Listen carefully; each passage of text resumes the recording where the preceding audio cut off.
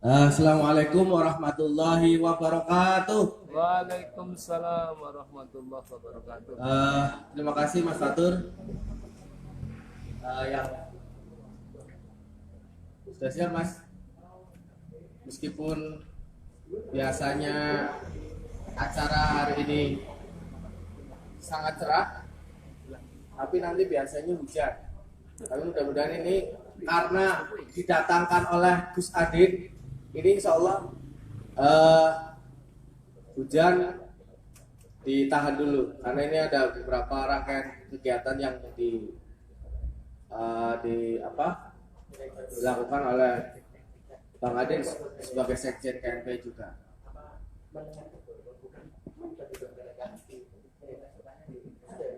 Kita langsung saja teman-teman untuk acara hari ini. Mudah-mudahan nanti ada beberapa teman-teman mahasiswa yang lagi on the way ke sini untuk mengikuti acara yang spesial ini. Saya bilang spesial karena hari ini tokoh-tokohnya orang yang sudah malang melintang di beberapa bidangnya. Ada orang yang Jakarta, ada orang Bandung, dan ada perwakilan dari dinas. Saya langsung undang untuk pembicara pertama, Mas Rian Mainat, founder John Kopi John Group. Tepuk tangan untuk beliau. Langsung di tengah aja Mas. Kita kemarin itu agak sedikit ini, tuh Made. Agak sedikit rada formal, tapi ini saya mau buat santai karena saya menyesuaikan dari beberapa narasumber yang hadir di tengah-tengah. Meskipun nanti dari dinas juga bisa menyesuaikan gitu. Hari ini juga yang datang juga anak muda. Kemudian saya persilakan kepada Mas Adin Jauharudin, Sekjen DPP KNPI dan Pak Sekjen PP Ansor. Monggo Bang Adin.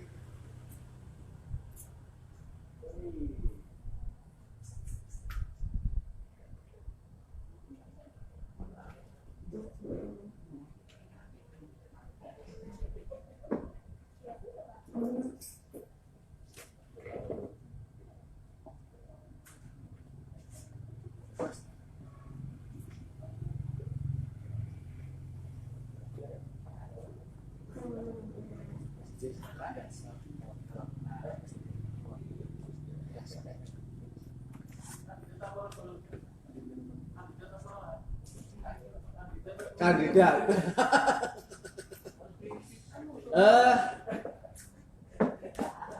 Satu lagi ini dari Dinas Perdagangan, Koperasi dan Pasar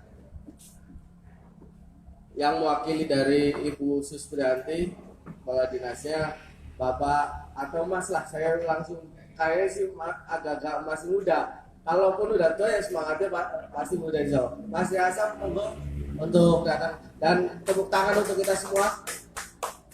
Saya pengen untuk teman-teman untuk ke depan kita langsung ke sini. Pak Ketua KNPI, jangan ngikutin kisengkek itu, kisengkek lagi mikir nanti apa yang mau disampaikan. Soal kita biasanya kalau nanti setelah terakhir Pak Adin ini nanti kita dengerin kalau di ILC itu ada Sujiwo Tejo, kalau di Ngopi Kumisan ada Kisengkek Harno dalam wayang kebangsaan. Kebetulan beliau juga termasuk Ketua Bidang Seni Budaya Ansor Kabupaten Tegal. Oh iya, ya harapannya barangkali nanti bisa main di PP Ansor gitu. atau di PT Pos lah kira-kira gitu. Siap mengusung. Siap. Ini kalau orang dekatnya Pak Antus, beliau juga termasuk salah satunya yang mendampingi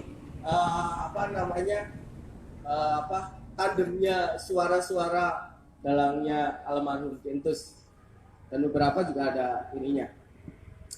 Oke, langsung saja. Kenapa saya tadi bilang, Mas boleh nggak ngerokok gitu? Ya kalau asem ya nggak ngerokok nggak apa-apa lah. Gitu ya Pak Dinaja. Kita santai saja.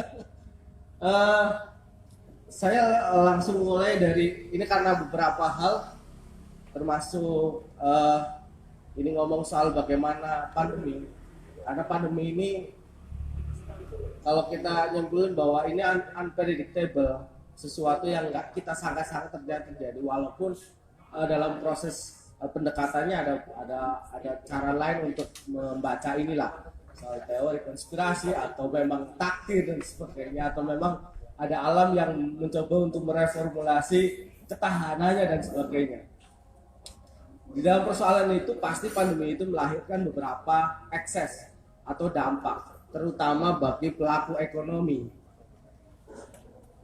Unpredictable ini, yang tidak disangka-sangka ini, kita akan kemudian mengambil hikmahnya, Pak Biasa.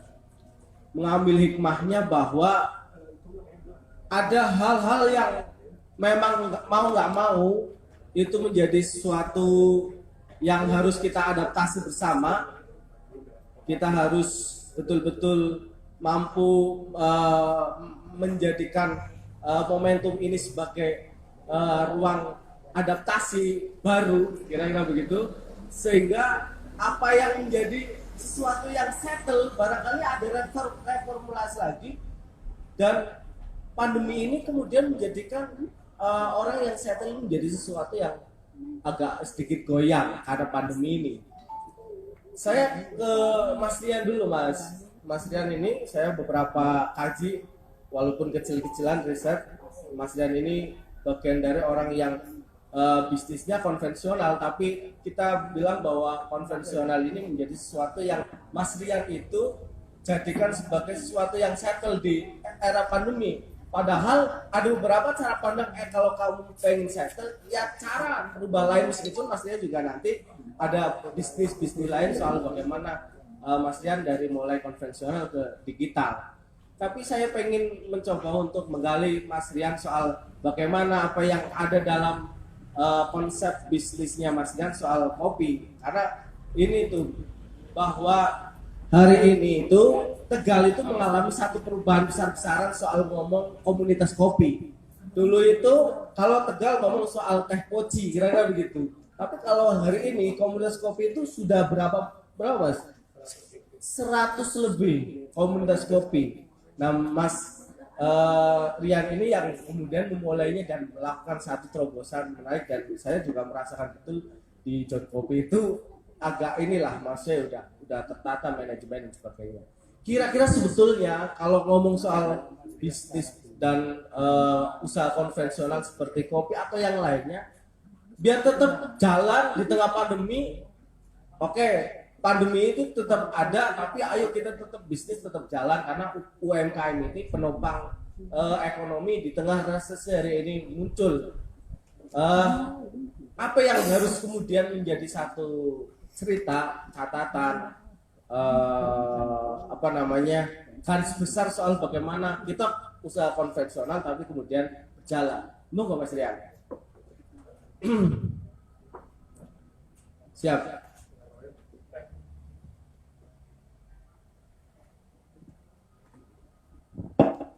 Bismillahirrahmanirrahim.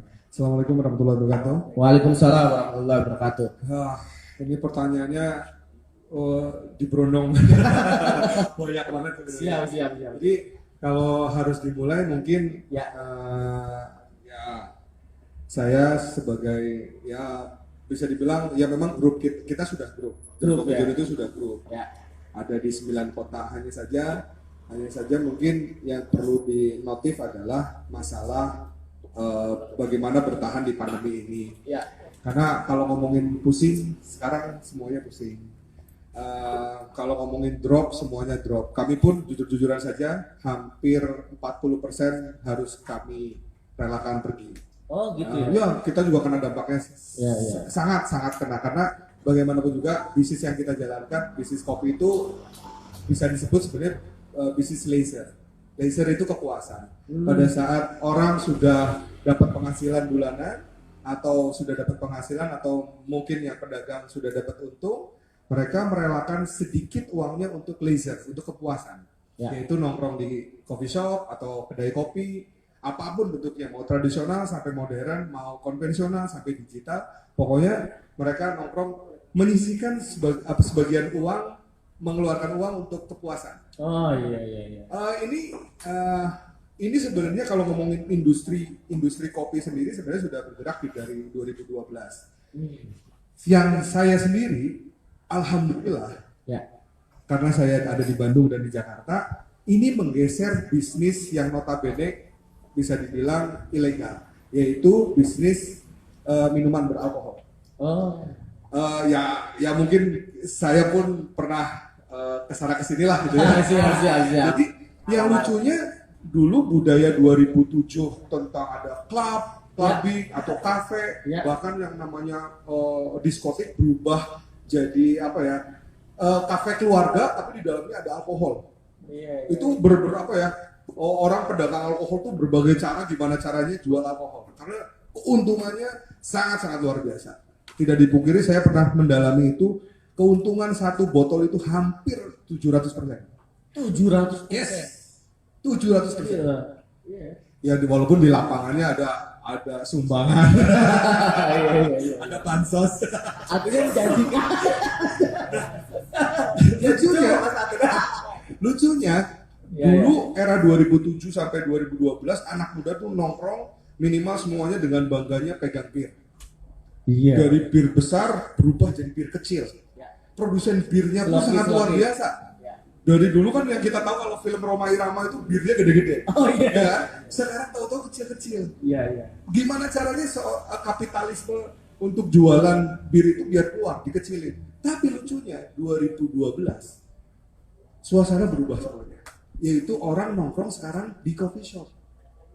Iya. Nah itu itu menurut saya apa ya, positif sekali gitu. Ada ruang positif. Ya, yang sangat dan mereka besar sekali. lebih apa ya, lebih masuk akal. Dan itu soal kepuasan gitu ya. Karena leisure. Iya. Kalau bir mungkin orang juga lama kelamaan kena alkohol juga efeknya juga mereka bohong lah. Nggak Iya. ada alkohol yang bisa. Menyehatkan. Katanya jamu, katanya kalau minum dikit jadi jamu, bohong semuanya bohong. Iya. Semuanya bohong. Nah, akhirnya mungkin anak muda sekarang lebih melek Iya. terhadap tren, dan trennya itu dibawa oleh memang perkembangan paling dekat dengan Indonesia adalah Australia, Pak. Iya. Jadi Australia itu berkembang di tahun 2009 sangat luar biasa banget. Coffee shop menjamur, bahkan orang Australia saking gengsinya bahwa sebenarnya kalau ngomongin kopi kan dari Italia, Ya. tapi Australia bahkan bikin apa ya, bikin sebuah menu yang ini keluarnya dari Australia. Nah, disitulah mulai berkembang. Kita tertolong juga ya pada saat ngomongin industri kopi, ada film-film filosofi kopi. Iya. Itu bagian daripada apa ya, efek buntut akhirnya jadi tren. Perubahan cara pandang juga, paradigma Nah, juga. Tapi ya itulah 2020 hebatnya pandemi sangat luar biasa. Unpredictable. Kita sebenarnya awal muasalnya adalah dari CRP Group. Kita pecahannya CRP. Jadi banyak teman-teman dari CRP itu abnormal. Oh ya. Abnormal abnormal bersaudara, itu. abnormal, lalu nasi goreng mafia dan lain-lain. Saya belajar banyak lah sama orang-orang itu. Dari kalau nggak salah ya, di disclaimer kalau nggak salah dia tutup hampir 80%. Yang abnormal. itu, yang abnormal itu. Tapi jauh sebelum ini ya, jauh sebelum pandemi juga ada banyak tutup. Mas. Ya kalau itu sih pasar ya Pak. Kalau itu pasar. Kadang-kadang kita nggak bisa ngejejelin. Mungkin tadi sudah ada obrolan ringan Iya. di meja bahwa kenapa sih John Kopi John bukanya di Tegal atau di Selawi? Ngapain? Iya. Ini saya buka-bukaan Iya. buka-bukaan dapur lah. Iya. Buka-bukaan dapur. Awal muasal kenapa kami mau di sini bukan alasan saya orang sini, bukan. Alasan utama kita ngebuntut Trans Studio. Ngebuntut Trans Studio yang kota Tegal itu. Transport. Ya. Transport kebayang nggak? Sebesar perusahaan transport tidak mungkin tidak melakukan research and development terhadap daerah tersebut. Daerah. Kenapa Tegal duluan? Kenapa nggak Pemalang? Kenapa nggak Purwokerto? Kenapa nggak Solo bahkan? Jawa Tengah itu bisa dibilang Tegal duluan. Ini jadi pertanyaan buat saya. Nah, berarti apa alasannya? Dan itu saya jujur mengambil kesempatan. Saya bilang ke Mas Fatur, ini saya buka-bukaan aja. John Coffee John itu 8 bulan balik modal. 8 8. Padahal modalnya udah lumayan kan. Memang, nah balik lagi nih. Ini paling modalnya besar soalnya kalau Jokowi. Kalau ngomongin modal sih balik lagi intuisi terhadap personality sih.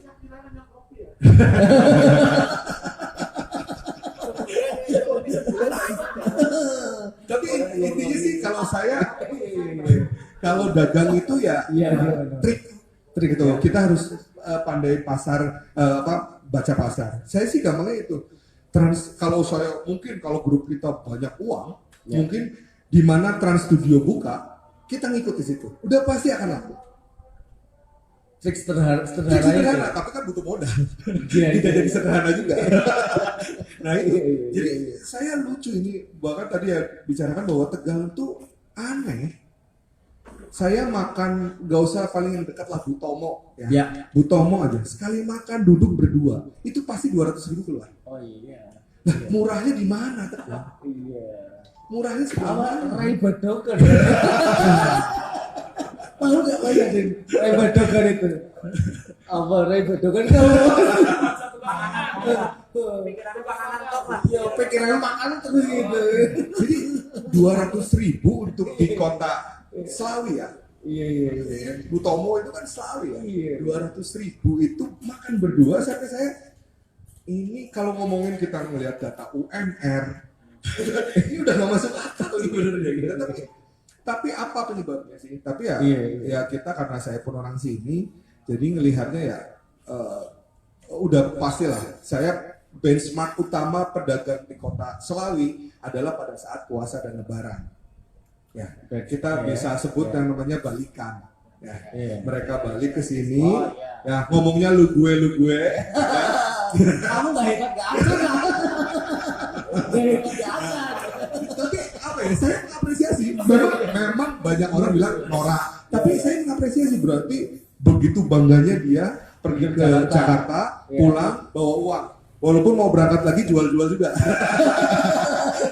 Tapi ya memang ajaib. Maksudnya justru dari kultur orang pergi ke Jakarta itu, mereka pada saat pulang ke Tegal itu membawa budaya yang mereka biasa di Jakarta.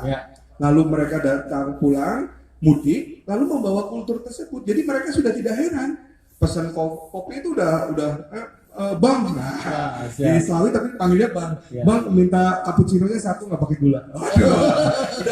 Tapi itu kan kultur mereka di Jakarta. Jadi kita mengapresiasi itu. Jadi saya kira kans atau Tegal itu sangat prospek. Oke, soal ngomong mempertahankan settle-nya itu yang konvensional gimana itu Bang?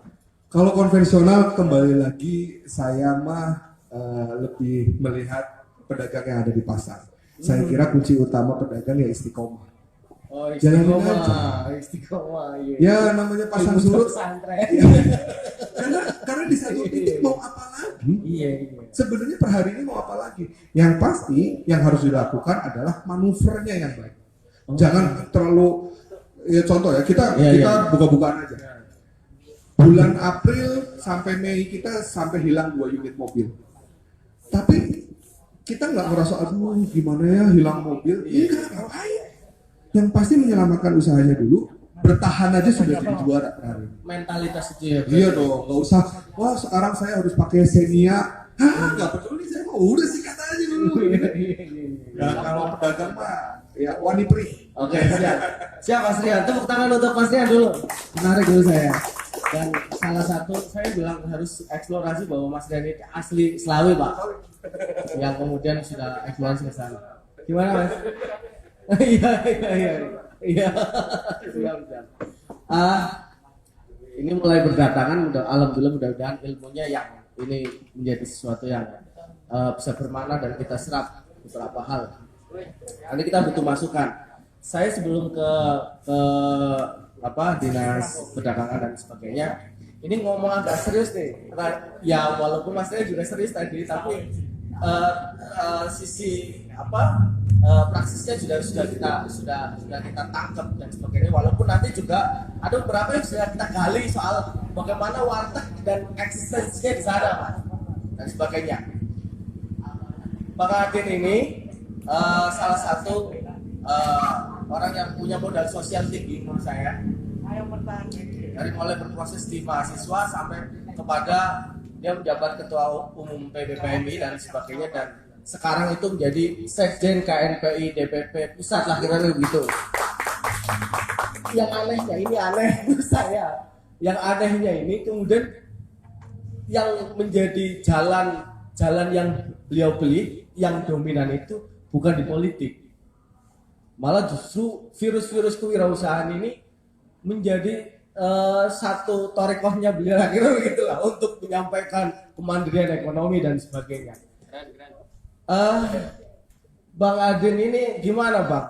Soal bagaimana ini saya ngomong skala nasional dulu lah. Di pandemi ini terus kemudian ngomong soal apa yang harus dipersiapkan anak muda sekarang untuk ngomong soal ketahanan ekonomi, terus kemudian apa yang menjadi exit strateginya, sehingga kemudian melahirkan bahwa oke, kamu menjadi bisnis menjadi wirausahawan, tapi wirausahaan yang adaptif, yang betul-betul menyesuaikan zaman dan mungkin secara tadi pemberian trik-trik dan sebagainya harus seperti apa. Dan pastinya selain juga di PT Pos, Bang Adi juga ada beberapa yang digelutin secara bisnis digital. Apa Bang? Grocery One. Dan ini sudah sampai ke beberapa provinsi Bang ya. Termasuk di Jawa Tengah ada ya. Punya 3.000 motor. Ini menarik menurut saya, artinya bahwa nanti akan disampaikan oleh Bang Adil lah secara komprehensif soal bagaimana sebetulnya dan peluang-peluang di skala hari ini tuh seperti apa Bang? Monggo Bang. Baik, Assalamualaikum warahmatullahi wabarakatuh. Waalaikumsalam warahmatullahi wabarakatuh. Terima kasih, ini orang-orang hebat semua ini. Siap. Mas Samsul, kemudian Mas Rian. Bang Rian, kemudian Kepala Dinas Koperasi UKM Iya. Kabupaten Tegal, dan teman-teman ini seperjuangan saya semua ini. Iya. Mas Fatur, kemudian Mbak Nui, ya kan? Nuri atau Nui? Ini wirausaha juga ini Bang. Sari Kiram, kemudian Ketua KNPI. Nah, ini juga tadi saya bareng sama teman-teman, ada Mas Isro, kemudian ada Sepi, kemudian ada Ketua Bidang Sosial DPKNPI, ini Bung Romi. Ini Sekjen Kopindo, Koperasi Pemuda Indonesia. Nah, pertama sih ngucapin, wah ini luar biasa ini, udah jadi pengusaha kopi kan. Kopi, nah kalau tadi Bang Rian cerita, ini emang luar biasa. Dilalanya kebetulan, saya itu kemarin 2 hari yang lalu lah, ada Ansor kan punya cabang-cabang istimewa di luar negeri. Salah satu di Mesir. Kebetulan dubesnya kan Pak Helmi Pauji. Nah itu teman-teman Ansor di sana kreatif karena hampir sekian beberapa barang lah, terutama yang soal kerajinan dan yang berbau misalkan kayu gaharu, kemudian pewangi ruangan, kemudian berikat arang, termasuk kopi itu kebanyakan diimpor dari Indonesia. Nah ceritanya kemudian Ansor Mesir itu komunikasi dengan kita, ini ada potensi 10.000 ton permintaan dari buyer sana. Saya bilang jenis kopi apa? Kopinya itu adalah Robusta Green Bean. Belum di roasting ya, masih biji ya. Udah saya bingung gimana caranya. Akhirnya saya kontak teman saya namanya Mas Adi Lukman, Ketua Umum GAPMI, Gabungan Pengusaha Makanan Minuman Indonesia. Udah saya dikenalkan dengan Pak Pranoto, Wakil Ketua Umum AIKI ya, Asosiasi Eksportir Industri Kopi Indonesia. Nanti mungkin hari Selasa depan kita akan ketemu, ya mulai belajar lah bagaimana cara mengekspor kopi. Jadi ini saya banyak belajar dari Bang Rian dan Mas Fatur ini. Siap. Tapi sejujurnya memang saya ini mungkin kalau logat kayak bukan orang Cirebon ya. Iya. Padahal orang Cirebon. Padahal bisa kiri sirain. Kita nih. Saya ini adalah bagian dari RCTI. RCTI kawan. Rombongan Cirebon Tegal Indramayu. Siap. Rombongan Cirebon Tegal Indramayu. Pokoknya Republik Ngapak lah. Iya, apa? Saya lahir sampai SD berkembang tumbuh di Cirebon. Tepatnya Sumber. Kabupaten ya? Kabupaten. Nah dulu kecamatan Sumber sudah sekarang menjadi Cirebon Selatan, kecamatan Talun. Iya. Ya gini-gini masih ada keturunan jauh lah, atau di mana itu namanya Kasipuhan lah. Kasipuhan. Turunan raja. Keturunan sebelah kiri atau sebelah kanan. Nah, tapi kemudian saya berkembang di Jakarta. Nah, tadi juga sedikit banyak cerita sama teman-teman. Sebenarnya mungkin usia saya ini usia yang cukup terlambat untuk memahami dinamika perubahan-perubahan zaman segala macam. Karena idealnya mungkin kalau dibandingkan sekarang, kita ini udah bicara hal-hal yang apa kata orang sekarang, transformasi ekonomi, transformasi digital. Ini usia-usia 30 tahun. Nah, sekarang saya udah usia-usia kenabian. Usia 40 tahun. Wahyu. Usia 40 tahun yang siap menerima wahyu dan menyebarkan wahyu itu menjadi kebaikan. Sebagai kaum Ansor siap menerima kaum Muhajirin. Jadi, nah tapi kemudian ya saya secara pribadi sadar, tapi mudah-mudahan teman-teman tidak meniru saya. Meskipun saya tidak bisa mengkiri semua dalam mata rantai pengalaman itu pasti ada hikmahnya. Iya. Karena saya menjadi aktivis itu 16 tahun. 98 kuliah, 2014 bulan Mei saya selesai menjadi ketua umum PMI. Didukung oleh beliau ini.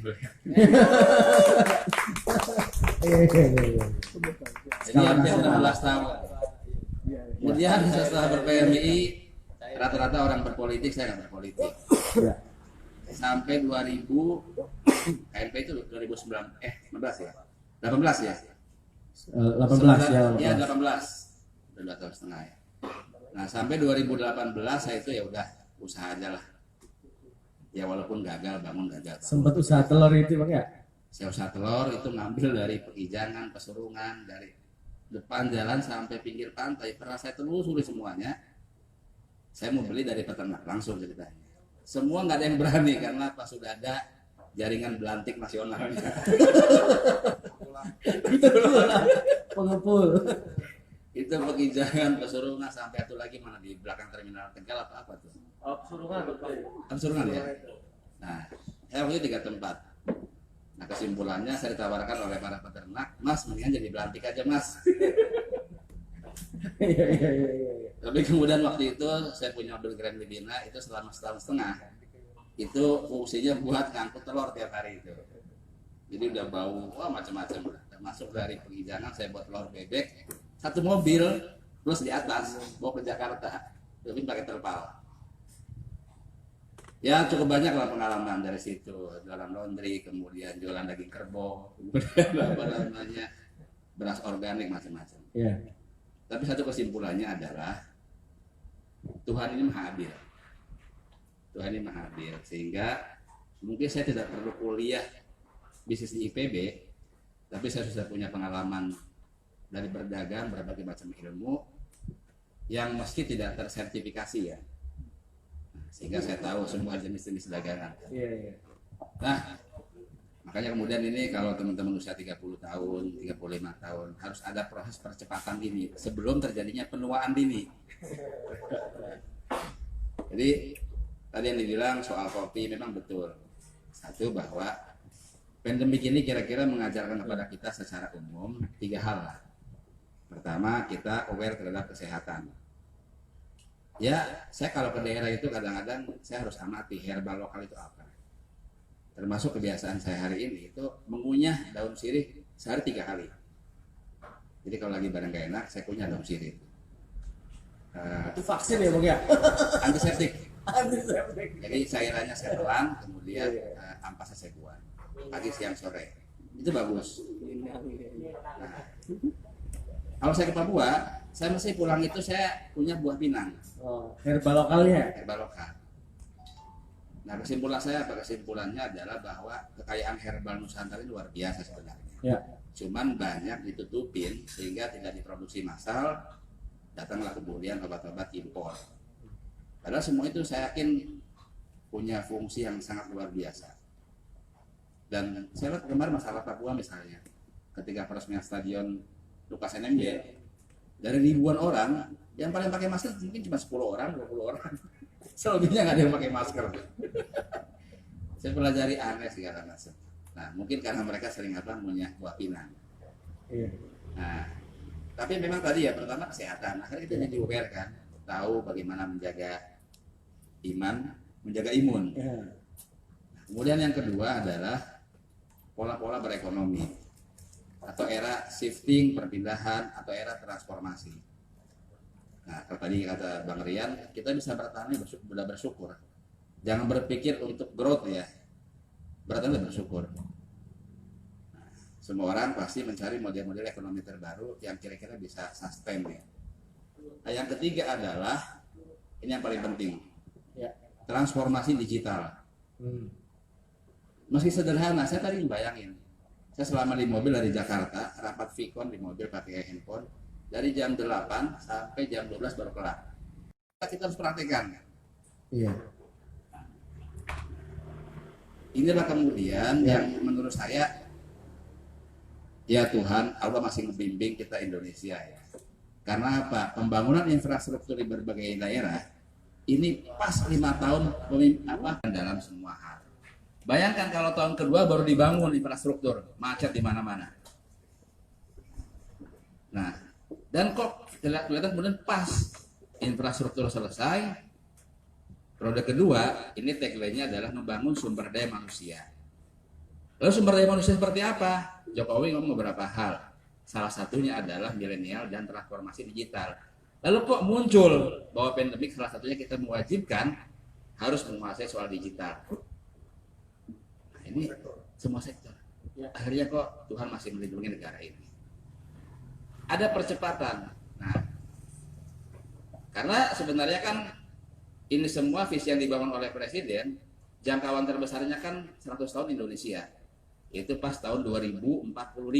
Nah, iya. Kemasannya. Kemasan. Tiba-tiba dengan badai pandemik semua dipercepat. Jadi 2000. Jadi betul-betul ini ya sekarang peristiwanya yang Ya. 10 tahun ke depan baru akan terjadi ya. Ya. Jadi kelihatannya memang saya selalu berpikir positif. Karena apa? Kalau kita berpikir soal positif thinking, maka selalu menemukan celah. Maka selalu berpikir bagaimana bisa menjadi cracking zone, pemecah zona. Jangan beku, jangan diam, harus terus kemudian bergerak. Nah, saya melihat dengan pandemik, kemudian transformasi digital dipercepat, UMKM, ekonomi berubah, shifting segala macam, perilaku orang juga berubah. Nah, pertanyaannya kita melakukan apa? Kita menjadi penontonkah dari perubahan mata rantai ini, ataukah kita menjadi bagian dari pelaku?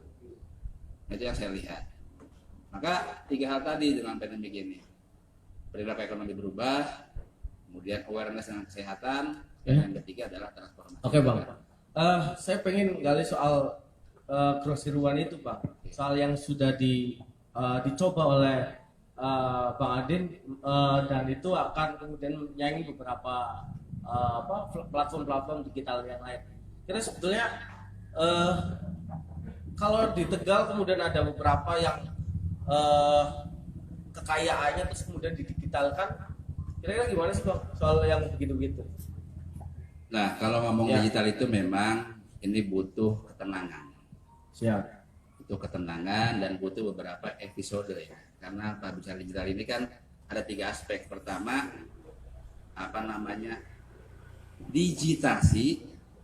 digitalisasi. Yang ketiga adalah transformasi. Digitasi itu adalah konversi dari manual ke digital. Digitalisasi prosesnya. Transformasi adalah dampak dari digital pada semua sektor kehidupan manusia. Oke. Nah, hari ini kita bicara soal transformasi. Nah, cerita soal grosir, Bang, saya juga sebenarnya nggak punya background Digital. ekonomi, nggak punya background digital. Tapi saya senang, apa istilah Jawa itu ya, otak-atik gatuk lah. Oh, tangan tergantung. Jadi seneng otak-atik apa gitu kan, biar hidup terus. Karena apa? Saya punya prinsip satu. Peluang itu cuma ada dua. Kalau nggak direbut, orang ngerebut. Begitu aja. Kalau kita nggak bergerak, orang yang bergerak. Nah, ini sudah 4 tahun sebenarnya. 4 tahun itu nggak sengaja saya sedang jualan gula waktu itu. Jualan gula. Saya pernah menjadi mitranya Bulog untuk menjadi distributor se-Bangka Belitung. Waktu itu kebutuhannya 2000 ton. Saya mampu suplai sebulan 1000 ton. Tapi karena Bulog ini luar biasa juga mafia middleman-nya, waktu itu kan kebijakannya adalah saya harus beli dari Dipre Bangka Belitung. Ya. Karena di bawah 10.000 ton. Begitu saya beli dari Dipre Bangka Belitung, ada orang beli lebih dari 10.000 ton dari Jakarta dilempar ke Bangka Belitung lagi. Hancur lah akhirnya kan. Aduh. Sudah kita sewa gedung Bulog habis untuk renovasi 80 juta. Hancur. Nah, dari situ kemudian saya merenung ya kan apa. Tiba-tiba ketemu teman cerita-cerita soal gula. Kemudian dia cari ada kebutuhan dari pabrik Astra untuk molase. Ya. Molase tetes tebu ya, gula ya. Itu buat apa ya waktu itu? Campuran bahan bakar lah. Ya. Nah, ngobrol. Nah, dia punya perusahaan lama di FMCG, Asmoping Consumer Good, perusahaan sembako. Kita ngobrol, akhirnya yuk kita bikin perusahaan. Karena saya yakin tren ke depan ini orang berubah semua ke digital. Lalu berubahlah. Jadi supply chain, rantai pasok dia di bidang makanan tetap, dia sebagai distributor yang sudah 12 tahun, kemudian beralih ke digital. Waktu itu digital, kita namanya Grosir One. Setahun pertama memang perih sekali. Karena apa? Waktu itu sudah berjaya Gojek ya 4 tahun yang lalu.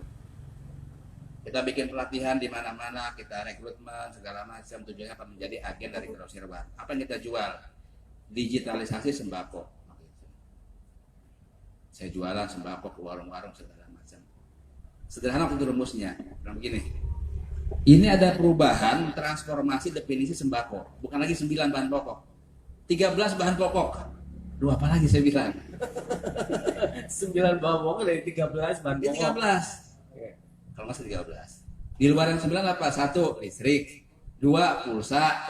Oh iya yang dulu. Apalagi yang dulu waktu ada itu ya. 9 pokok ya. Sandal tangan casan. Jadi Iya, pikiran iya, begini, satu lagi. orang rela Iya, dulu 9 pokok. yang biasa makan 3 hari sekali, rela makan sehari sekali ketimbang dia mati pulsanya. Iya.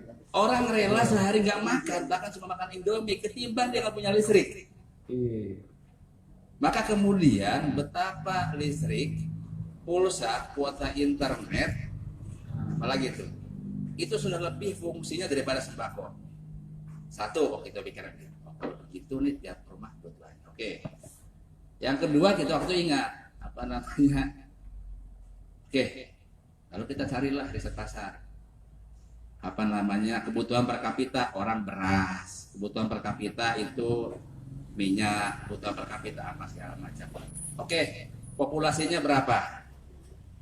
Kali 4. Dalam satu keluarga ada 4 anggota keluarga kan? Iya. Kali 4 berapa total jumlah penduduk? Misalkan 10 juta. Oke, 10 juta. 10 juta. Per kapita butuh berapa orang? Misalnya orang itu kalau garam kebutuhan setahun cuma 3 gram. Kalau beras berapa ya? Berapa saya lupa lah. Lalu saya ambil market share-nya itu 10% aja. Berarti saya bisa ngambil jumlah penduduk berapa yang mau saya targetkan 10%. Misal 100.000, oke. Bagaimana cara 100.000? Nah ini. Satu orang mustahil nggak kenal yang namanya minimal dia 4 kepala keluarga. Kiri, kanan, depan, belakang. 4 rumah, kali 4. Sudah 16 orang kebetulan. Ya kan? Lalu melebar ke samping lagi, melebar ke samping lagi, melebar ke samping lagi. Lalu saya mikir, kita punya RT, punya RW, kenapa kita fungsikan? Lalu kita mikir, sampai saya mikir, ada 2 struktur dalam sebuah desa, kelurahan di semua seluruh Indonesia yang punya struktur sampai bawah. Itu apa? Pertama adalah Karang Taruna, yang kedua PKK. Siapa yang menguasai jaringan Karang Taruna, siapa yang menguasai PKK, maka dia menguasai ekonomi desa. Karena jaringannya sampai ke bawah, Iya. sampai ke desa. Nah, saya petail tuh. Berarti kalau begitu, satu RW terbebani untuk misalkan market share-nya berapa persen. Kemudian kita bagilah dengan RT setempat. Baru kemudian kita konsepnya digitalisasi. Lama-lama begitu, kemudian kita ciptakan, loh kok Gojek bisa ya? Kita benchmark. Apa bedanya Gojek dengan yang lain? Oh kalau Gojek itu, apa itu ya? Saya lupa udah 4 tahun yang lalu. Gojek itu orang dipaksa kerja dengan Gojek. Nah, sekarang bagaimana kita balik? Nah, orang mendapatkan kebebasan tanpa harus terikat dengan jarak sekian. Lalu kita bikin body bag namanya itu, kita bikin motor. Nah, tapi kita pakai apa? Jadi bikin apa? GPS apa itu. Jadi setiap orang mengorder ke Grosir One itu ada notifikasi. Mohon maaf, tidak bisa lakukan pengiriman karena jarak tempuh Anda lebih dari 10 km. Iya. Jadi yang otomatis order terima itu yang di bawah 10 km. Lalu bagaimana kalau 10 km ternyata 2 kabupaten? Nah, kita udah perdebatan lagi tuh. Nah, dari situ kemudian lihat tren, oh berubah lagi. Sampai kira-kira mengalami 6 kali perubahan model bisnis. Nah, yang terakhir sekarang ini, kita kemudian menggabungkan 3 konsep. Yang pertama adalah digitalisasi, yang kedua adalah distribusi, dan yang ketiga adalah financing menggunakan skema peer-to-peer lending. Jadi ini sebenarnya bukan uang kita, uang mitra lah, cash pro di bawah perusahaan di bawah Indosat. Jadi misalnya satu perusahaan dia punya, kita sempat riset, Ya. perusahaan itu kalau punya contoh perusahaan karpet, ini lagi-lagi semua nggak sengaja. Sebagai objek riset saya ya, ceritanya saya jalan di Tugu Tani dari kantor. Ini ada pengusaha, mobilnya Harrier ya. Saya tabrak mobilnya. Aduh, saya bilang saya tabrak mobil orang lagi kan. Datanglah supirnya keluar. Orang Ambon tinggi kan. Saya dengan gayanya saya bilang, tenang Pak. Di kantong saya ini ada uang 100 juta. Saya bilang. Jadi kalau untuk mengganti mobil ini kecil saya bilang. Kita tinggal gesek selesai. Jadi Bapak nggak usah takut saya nggak bayar. Suruh bosnya keluar. Keluarlah bosnya kan, keluar. Marah-marah segala macam. Tenang Pak, mobil saya juga harganya mahal saya bilang. Di kantong saya ada uang 100 juta, saya nggak barang kabur, ini kartu nama saya. Akhirnya dia luluh. Ini bagian dari cara ini, cara apa? Cara ngomong. Ya kan? Ternyata singkat cerita saya baru tahu itu pengusaha India, pemilik Rainbow Carpet yang market share-nya itu 40% karpet seluruh Indonesia. Makanya saya datang ke kantornya kan segala macam. Saya ngomong bla bla bla. Terakhir yang ngomong udah panin lah kita malu lah ngomongin ngapain kerugian kemarin. Kita ngomongin ke depan aja. Akhirnya Nggak jadi ganti rugi mobil. yang harusnya 5 juta nggak jadi ganti. Nah dari situ kemudian dia cerita, saya punya kendala, apa kendalanya? Saya ini market share saya karpet di hotel-hotel segala macam 40%. Saya punya jaringan distributor di seluruh Indonesia, tapi ini kan masih manual.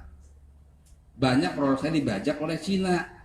Ya. Jadi menggunakan jaringan saya, karpetnya percis. Menggunakan supply chain saya, tapi itu barangnya bukan dari saya, Cina. Pembajakan. Imitasi. Oh sebentar Pak. Ya, saya diskusikan dengan teman, ini harus ada digitalisasi nih, saya bilang. Tertawarkanlah dengan perusahaan itu, dia setuju. Dibikinlah semua terikat akhirnya setiap ada procurement, ada order penjualan segala macam ya. Ya. Oke. Lalu kemudian saya tanya, bagaimana pembayarannya dari apa? Dari bawah ke atas. Ya kadang-kadang macet segala macam. Muncullah kemudian ide financing, pembiayaan. Kita undang Cashpro. Kemudian setiap distributor sesuai dengan aturan OJK, peer-to-peer lending hanya maksimal ngasih pembiayaan 2 miliar. Kita kasih 2 miliar uang orang. Akhirnya kemudian kita bagi share dari apa? Dari bunga. Biaya adminnya itu 20.000 dibagi 2 antara distributor 10.000 dengan prinsip 40.000. Kemudian bunganya 0,3% per bulan. Itu yang dibagi 2 antara kita perusahaan dengan pemilik uang. Jadi udah tertangani 2 nih. Nah kemudian, distribusinya pakai apa? Kadang mereka pakai truk, kadang. Oh kalau begitu kita yang menghandle. Udah kita lengkap tuh lah, pembiayaan, digitalisasi, distribusi. Nah singkat cerita ini kemudian melebar. Kita melihat peluang, peluang daerah-daerah. Ada Gojek, GoFood segala macam sudah punya ekosistem. Ini ada banyak orang punya motor tapi nganggur. Sementara kita mendigitalisasi antara prinsipal distributor dengan agen warung-warung. Kalau begitu masukkan mereka dalam ekosistem bisnis ini. Akhirnya kemudian setelah mereka daftar ojek-ojek ini, masuklah mereka dalam ekosistem. Nah warung-warung itu menggunakan aplikasi order kan. Nah kita pertemukan dengan distributor produk. Nah distributor kalau dia nggak punya jaringan di bawah, baru boleh dia jualan retail. Nah ini yang ngambil nih motor-motor ini dengan harga distributor. Lalu dia bilang, saya gimana cara belinya? Sementara distributor pokoknya cash and carry. Nah kita yang menyediakan pembiayaannya. Nah akhirnya kemudian sekarang ya udah tinggal menggunakan motor, produknya kita siapkan, aplikasi kita siapkan, pembiayaan kita siapkan. Nah sekarang sudah kurang lebih 3.000 motor. Wah tepuk tangan. 3.000 motor lumayan. Ada Jawa Tengah, Jawa Timur banyak. Siap, Nah itu siap. kesimpulannya adalah memang kita ini harus membaca tanda-tanda zaman. Nah maka siapa yang bisa memahami perubahan lingkungan, dia akan mendapatkan informasi A1 yang kemudian bisa dirumuskan dalam rencana forecasting perusahaan. Nah baru kemudian rencana bisnis seperti apa. Maka kata kuncinya adalah kita ini bisa maju terikat dengan 3 hal. Pertama adalah punya mentor bisnis yang bagus. Kedua, personality yang bagus. Yang ketiga, lingkungan yang bagus. Orang yang personality-nya biasa-biasa aja, rendah, IQ-nya rendah, tapi kalau dia punya mentor yang bagus, lingkungannya mendukung, dia cepat maju. Tapi kalau personality-nya juga sangat pintar, segala macam, sangat encer otaknya, tapi dia nggak didukung oleh lingkungan yang bagus, mentor yang bagus, yang bisa mengarahkan, dia biasa-biasa aja, akan tertinggal jauh. Inilah kemudian pentingnya kita mencari suasana-suasana yang baru, tergantung dari rencana-rencana kita. Oke, Demikian. siap. Tepuk tangan untuk Bang Adin. Ada sesi pertanyaan satu lagi sebelum saya ini. Saya ke Pak Yasa dari Dinas. Ini ngomong soal data Pak. Dan pastinya akan kita dialektikan soal bagaimana apa yang dibawa oleh Mas Rian dan Bang Adin. Kira-kira sebetulnya Pak, dari kacamata Dinas ini soal bagaimana menang UMKM dengan hari ini pandemi, dan kemudian soal bagaimana mandirian, soal bagaimana transformasi itu, kira-kira yang dibaca oleh Dinas itu seperti apa kondisinya Pak? Misalnya kemudian saya ngomong soal komunitas kopi, kira-kira sebetulnya di Kabupaten Tegal komunitas kopi menurut cara pandang Dinas itu seperti apa sih Pak? Dan mungkin barangkali ada pembinaan dan sebagainya, atau barangkali juga ada trik yang sudah diberikan oleh Dinas ngomong soal itu, transformasi dan perubahan digitalisasi dan sebagainya. Monggo Pak Yasa. Bismillahirrahmanirrahim. Assalamualaikum warahmatullahi wabarakatuh. Waalaikumsalam warahmatullahi Mas Usun, Mas, Iya. pertanyaannya kami sampaikan dulu salam dari Ibu Kepala Dinas. Siap. Beliau mohon maaf ke panitia semua. Nggak Sudah sempat- pernah ke sini? Ya, kali ini nggak sempat hadir. Oke, siap. Secara pribadi ada kemudian juga menugaskan kepada saya. Oke. bukan mewakilkan ya Mas, karena saya kapasitas jauh dari beliau. Menugaskan saya untuk menghadiri ini gitu ya. Kita tadi. Terima kasih Mas terkait dengan ini tadi disampaikan oleh Mas Yan, Mbak Adin dan sebagainya. Artinya kalau bicara bagaimana untuk usaha untuk survival dan sebagainya di masa pandemi ini, saya nggak akan ngomong karena pengetahuan saya itu sangat jauh dari beliau berdua. Situ ya.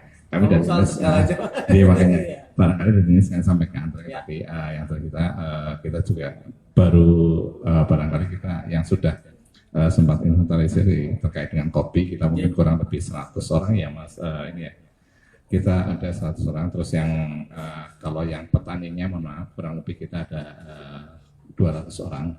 200 orang ya petaninya ya. Ya, walaupun kita juga mohon maaf terkait data juga kalau kami sampaikan bahwa kita data terkait dengan UMKM Pak Nusewu.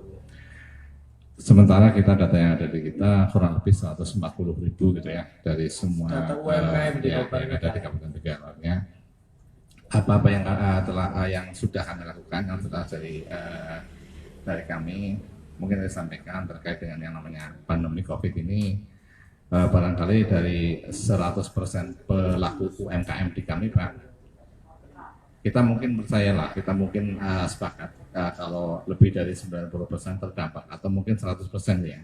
Cuma kita yang jelas kita seperti mungkin pengalaman dari tahun yang 98 kemarin yang namanya UMKM barangkali kita lebih survive lah dengan adanya pandemi ini. Kita dari dinas juga sampaikan, mohon maaf kalau mungkin dari kabupaten di dinas kami terkait dengan ini kita barangkali untuk apa ya istilahnya untuk membantu teman-teman UMKM mungkin secara langsung mungkin belum ada walaupun kan juga sudah usulkan terkait dengan dana stimulan dan sebagainya tapi yang jelas dari kami yang lagi rame ini Pak kita pendataan dari Banpres ya yang 2,4 juta itu artinya mungkin perlu kami sampaikan di dinas tahap yang pertama kemarin kita kurang lebih 51.000 yang ter-SK-kan gitu ya dari jumlah sekian terus tahap kedua ini berarti kami sampai dengan kemarin sudah ada sekitar 26.000 yang mendaftar Pak dan kami teruskan ke Kemenkop karena terkait dengan Banpres ini tugas dari kami Dinas Perdagangan Koperasi UKM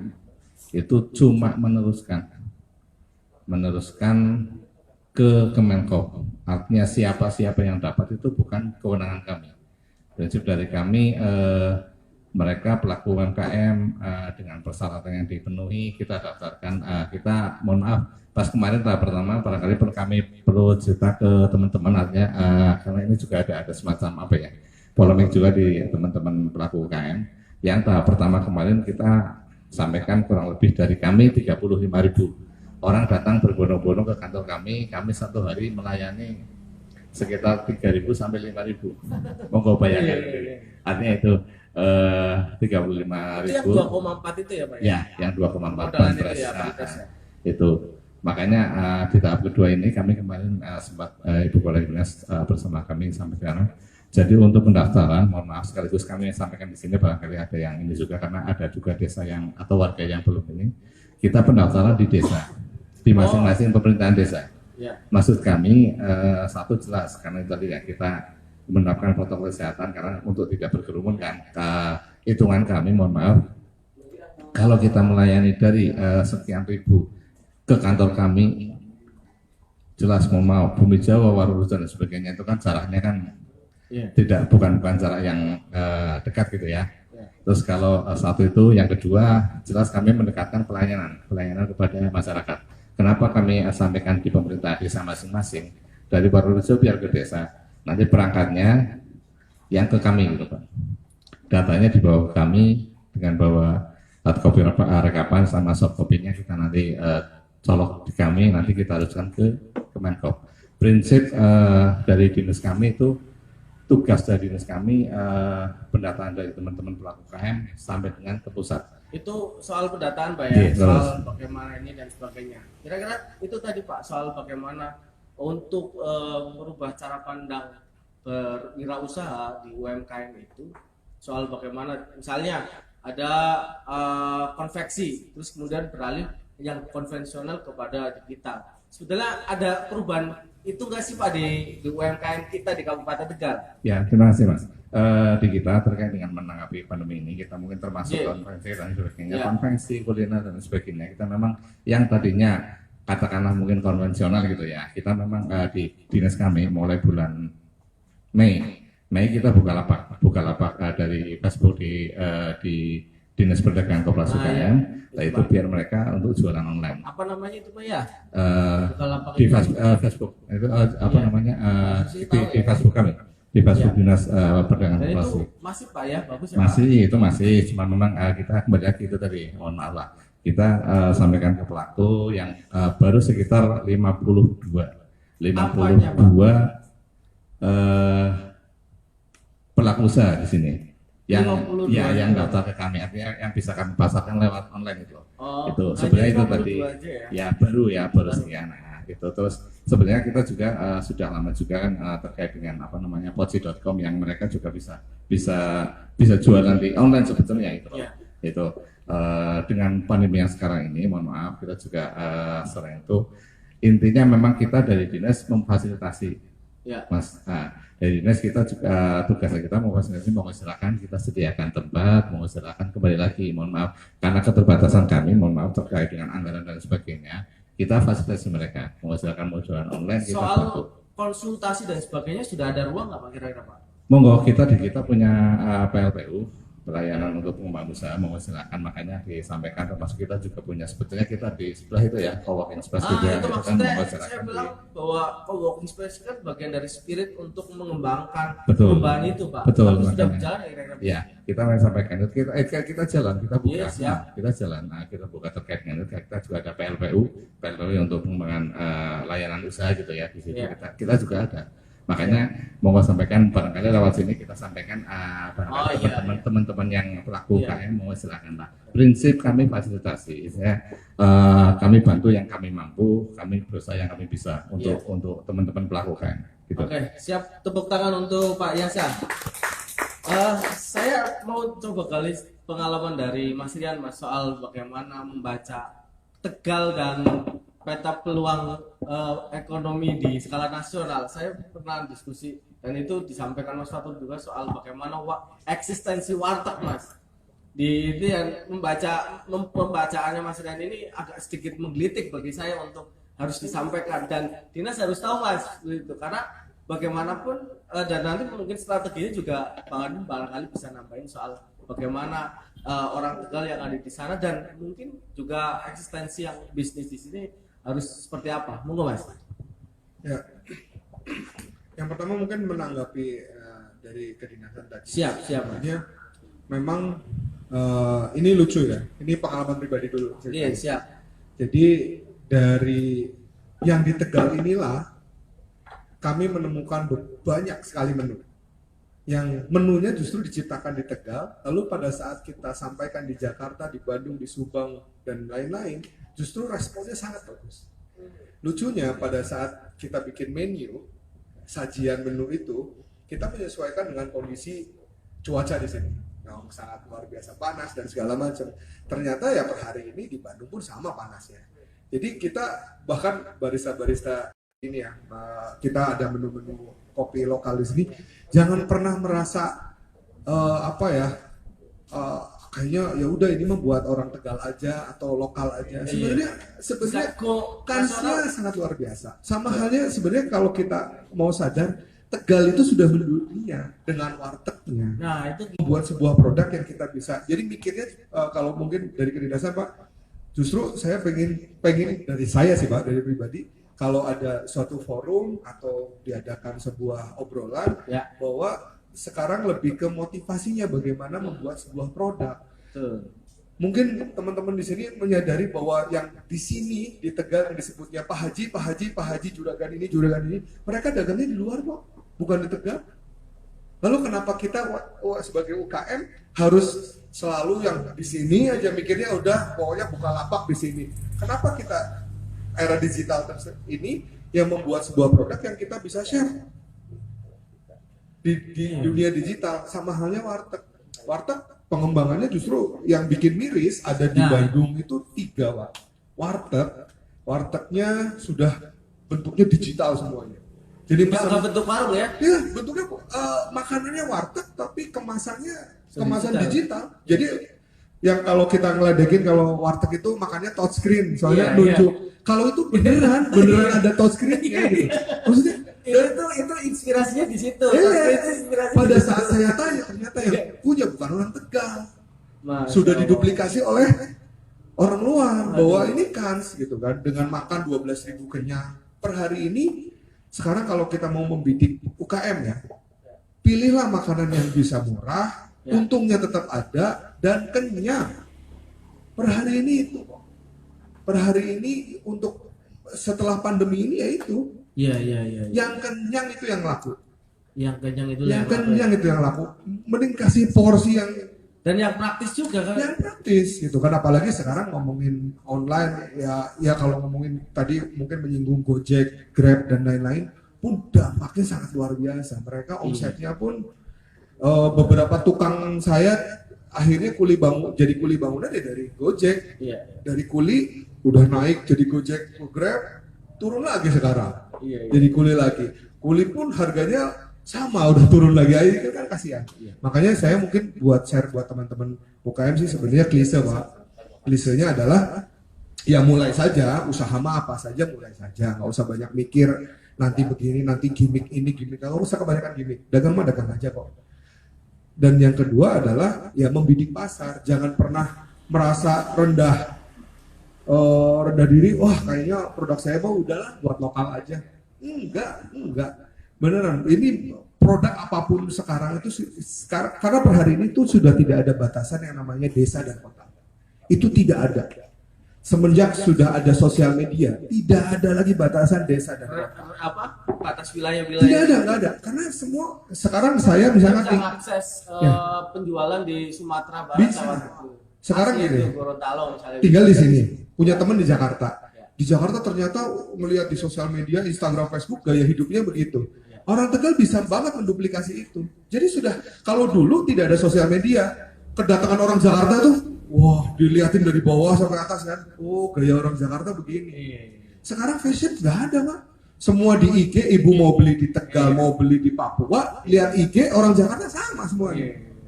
Jadi sudah tidak ada batasan. Jadi kadang-kadang yang membatasi kita untuk usaha adalah diri kita sendiri. Kepercayaan diri. Padahal Pak Adi juga tadi bilang udah banting tulang, gagal naik turun, itu mah proses ya Pak ya? Proses ini. Justru pada saat kita belajar jalan, ya anak kecil jatuh dulu baru bisa jalan, habis itu jatuh, habis itu lari, jatuh lagi baru bisa naik sepeda. Ya usaha ya seperti itu. Oke Mas, saya menarik tadi soal kesimpulan sebelum nanti ini soal bagaimana komunitas kopi Tegal itu dihidupkan. Nah, sebagai sebuah ekosistem juga dan sebagainya. Mumpung ada Des, pastinya kalau ini menjadi sesuatu yang ditangkap, pastinya Dinas sebagai pemegang kebijakan barangkali bisa menghimbau atau apa, monggo Mas. Soal Ya, itu. saya sih mudah banget sebenarnya. Pada saat ini sebenarnya sudah ada bahasan pada saat bulan, kalau nggak salah bulan puasa sudah ada live IG bareng saya dari komunitas Tegal sendiri. Sebenarnya kunci utama pada saat pandemi atau PSBB atau lockdown apapun namanya kemarin, sebenarnya mudah banget kalau mau bergerak. Yaitu lihatlah sekeliling Anda untuk komunitas kopi. Lokal itu ya. Yang punya mesin roasting siapa?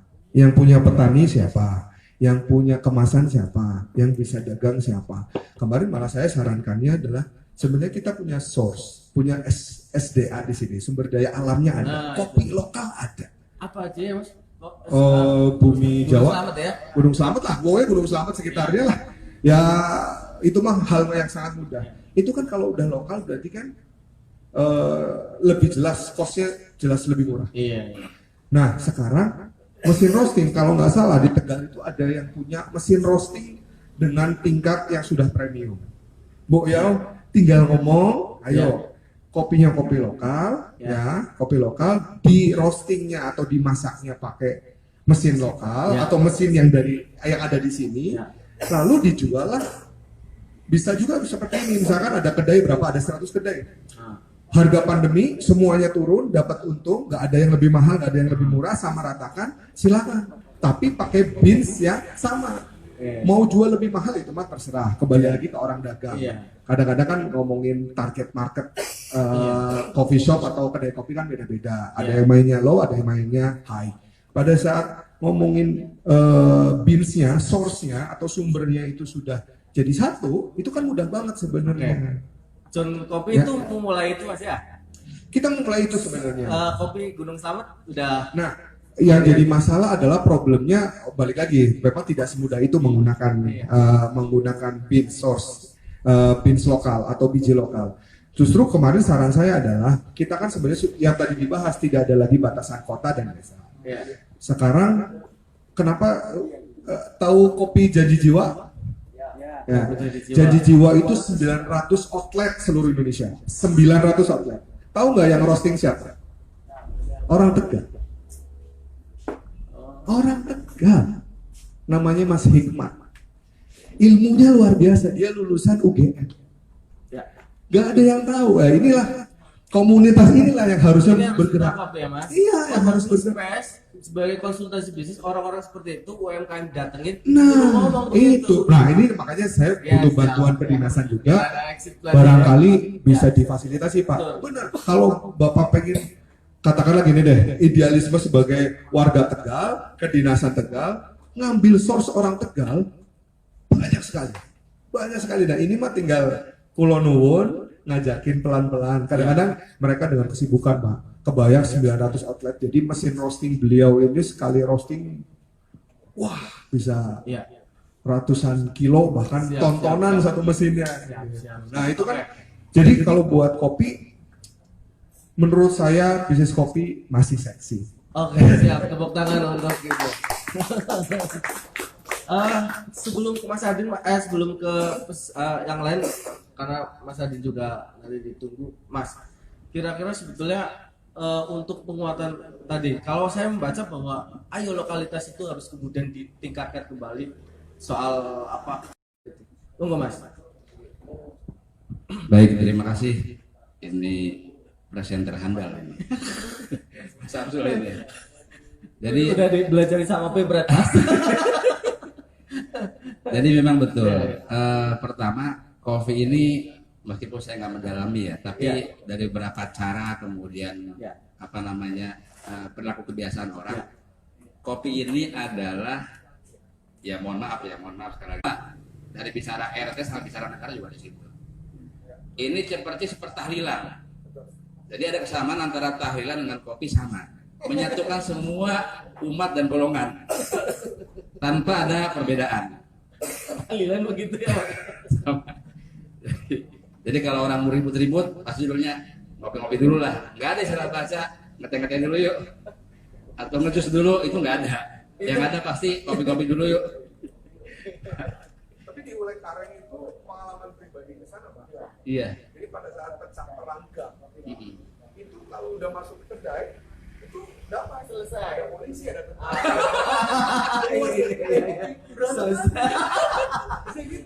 Jadi ruang rekonsiliasi paling ideal gitu ya. Jadi memang kopi itu, iya saya sedikit, kenapa kopi itu ya? Pertama, orang kalau minum teh, paling 1 gelas 2 tegukan kan, belut langsung habis. Tapi kalau kopi nggak ada tradisinya langsung habis, pas sedikit seruput. Itu yang membuat lamanya obrolan kan. Nah ini juga menjadi penyatu semua lintas suku, lintas agama kan, ini kopi.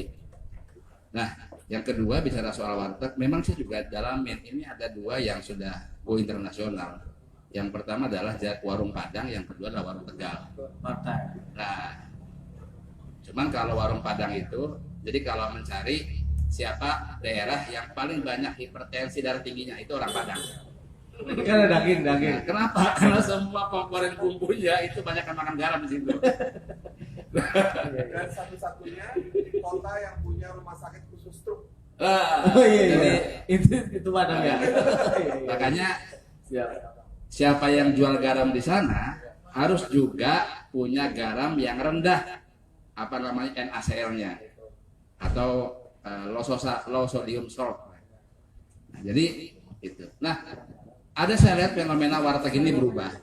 Ini juga trennya berubah ya. Maka tadi kata kuncinya adalah sebenarnya satu, sekarang ada yang namanya vendor manajemen sistem. Sistem manajemen vendor.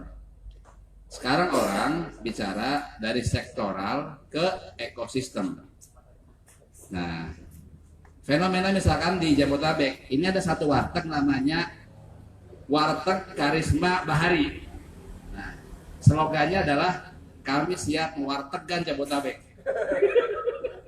Kami siap mewartegkan Kami Jabodetabek. siap mewartegkan Jabotabek. Yang jual apa? Dia bukan jual makanan. Dia jual manajemen sistem. Jadi saya nggak tahu, mungkin sewa sistemnya ya. Jadi ada franchise ya, ada apa rumah, dia bikin format warteg segala macam, menunya segala macam, habis jual ke orang, paket sekian. Itu banyak sekali. Jakarta. Jakarta. Dan itu pemainnya orang Tegal apa bukan, Bang? Nggak tahu saya. Oh iya. Mudah-mudahan orang Tegal maksudnya, Mas. Ya sama. Bicara itu kalau dekat PMI Salemba itu namanya warung Padang. Tapi yang isi orang Kebumen.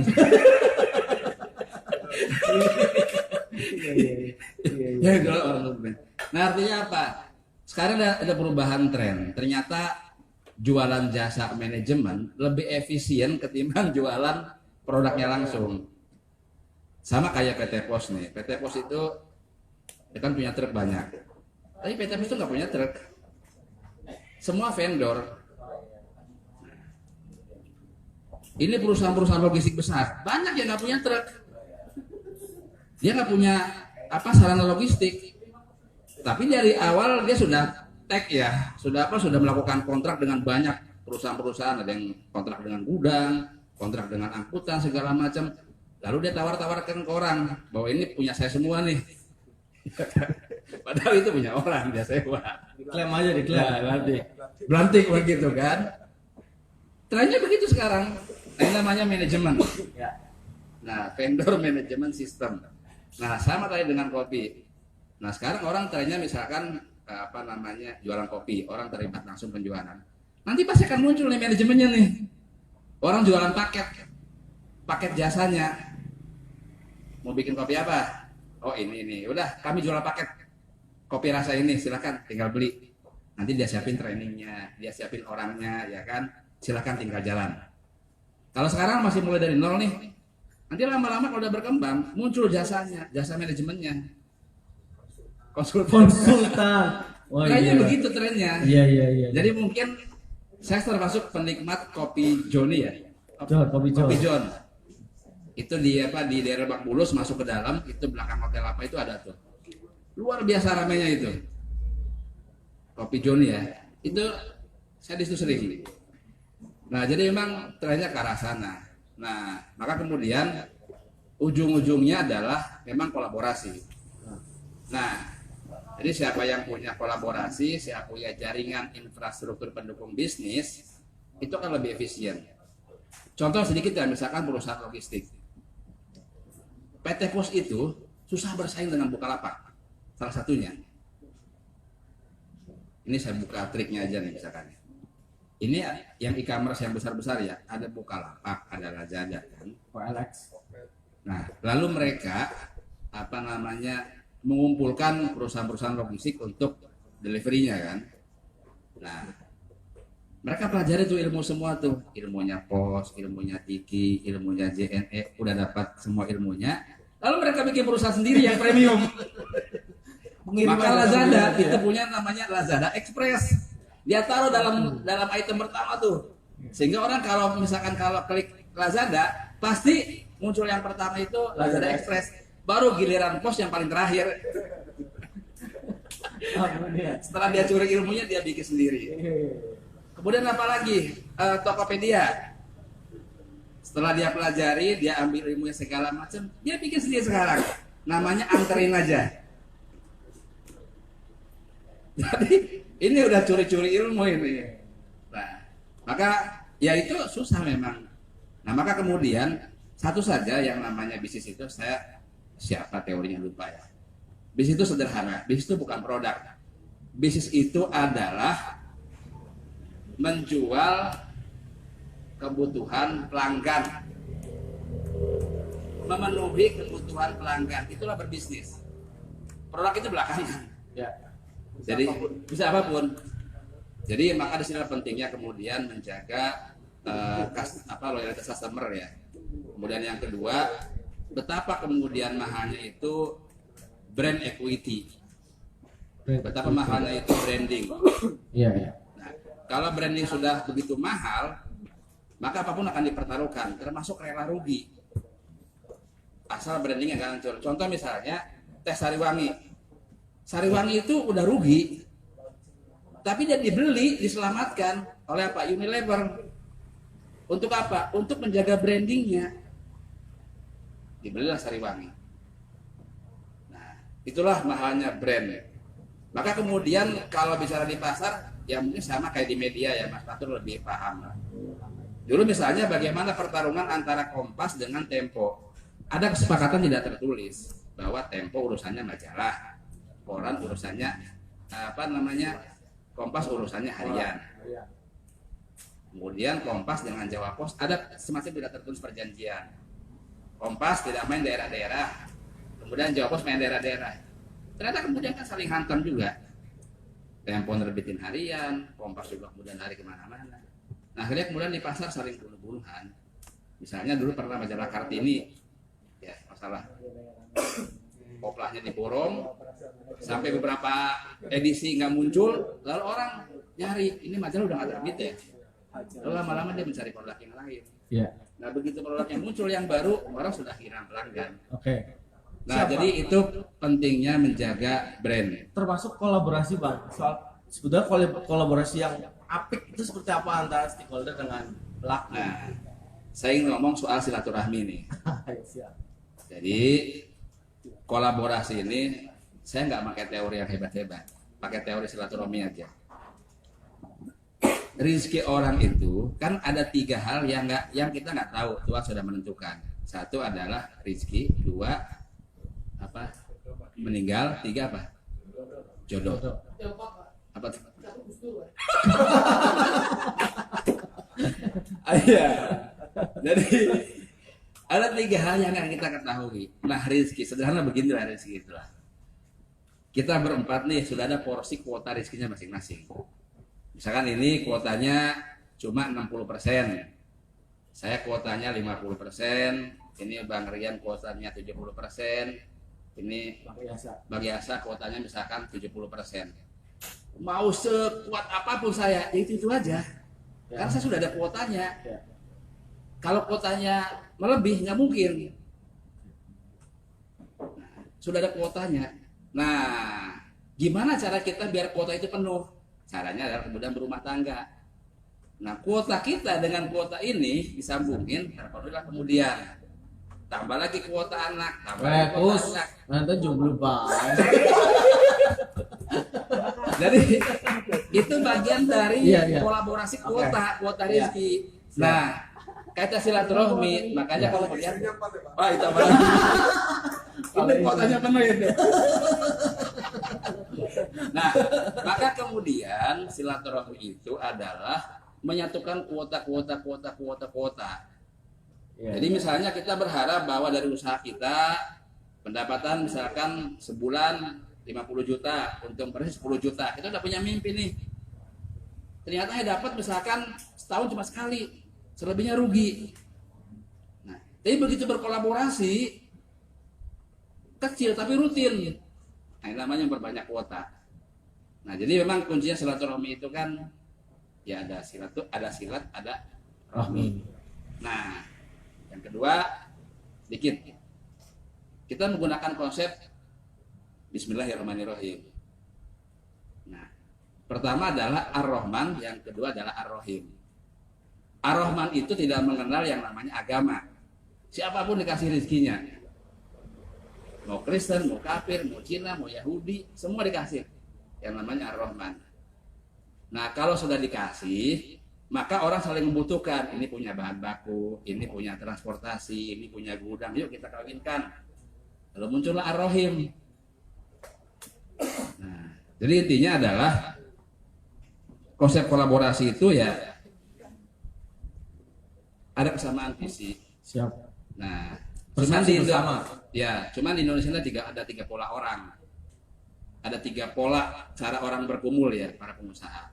Pertama, ada yang memang dari awal dia kolaborasi, membangun usaha segala macam sudah besar, lalu masing-masing pisah, bikin bisnis. Ya.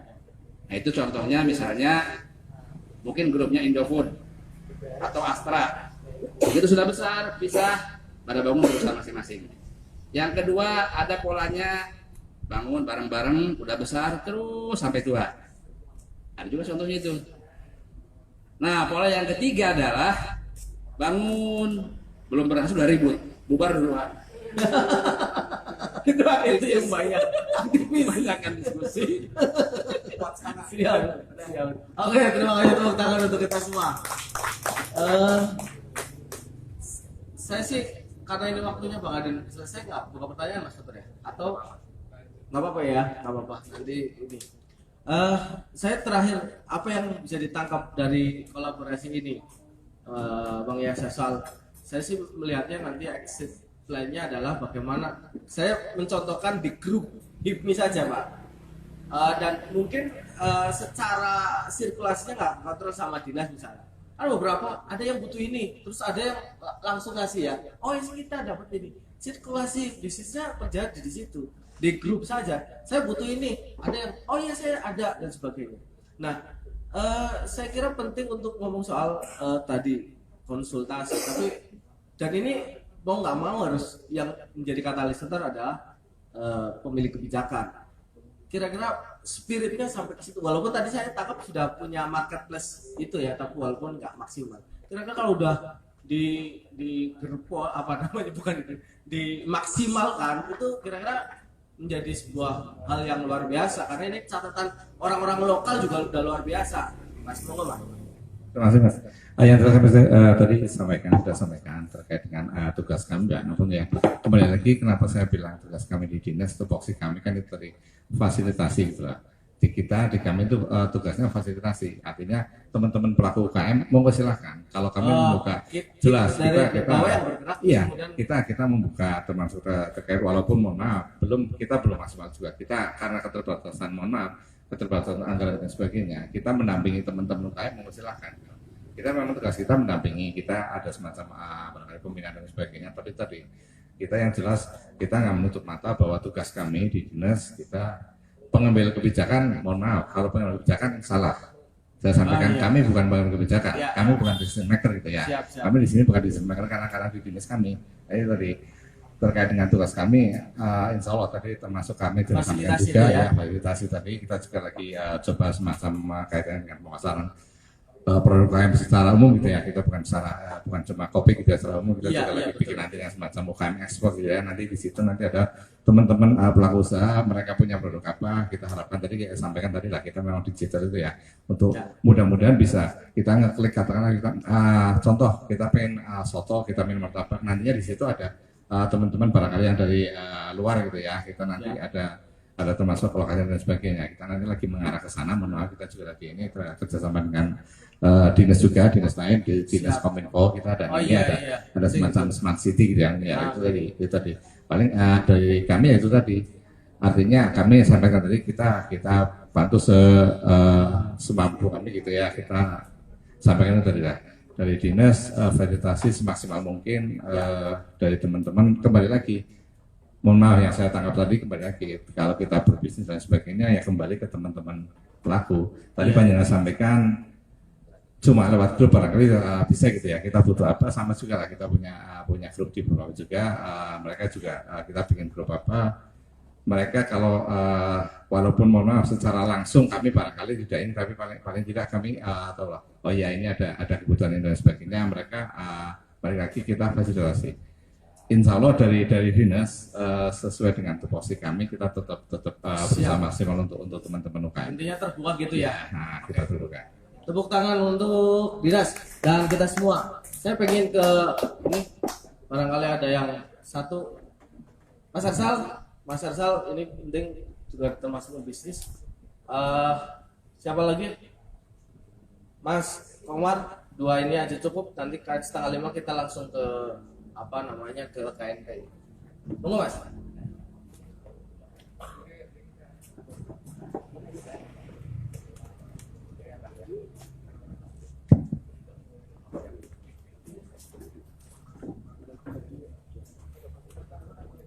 Assalamualaikum warahmatullahi wabarakatuh. Mas Samsul, sebagai host, lagi-lagi saya menyampaikan bahwa Nyong Kopi ini memberikan barokah yang luar biasa buat Kabupaten Tegal. Nah, minggu lalu kita diskusi di sini masalah pemulihan ekonomi daerah. Wakil Bupati, Kepala OJK, Hostnya saya. ini nggak akan saya sampaikan karena barangkali penggemar Mas Samsul kecewa kan. Tapi sekarang udah ya.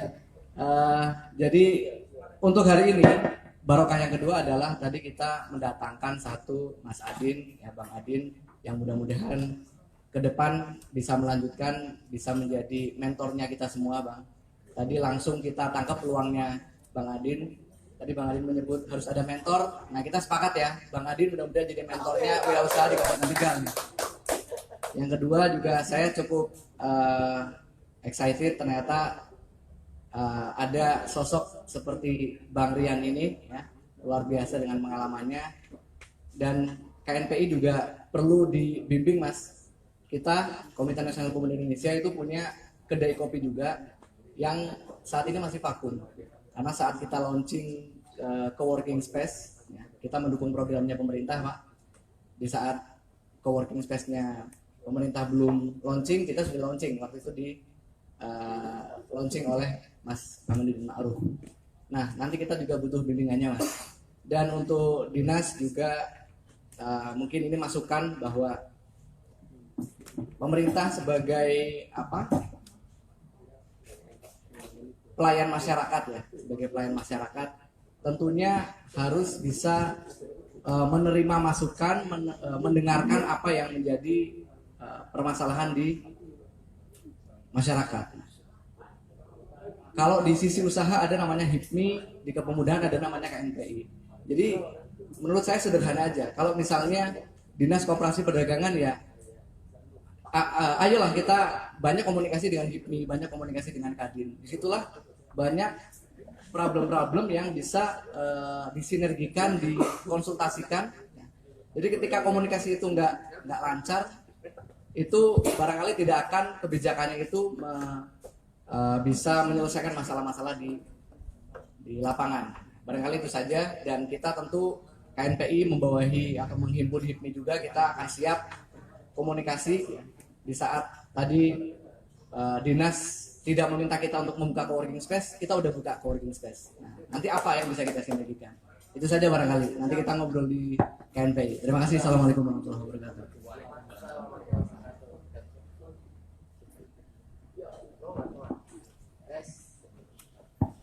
Ya, terima kasih Mas Samsul. Sebelumnya perkenalkan, nama saya Komarudin dari Pegirikan.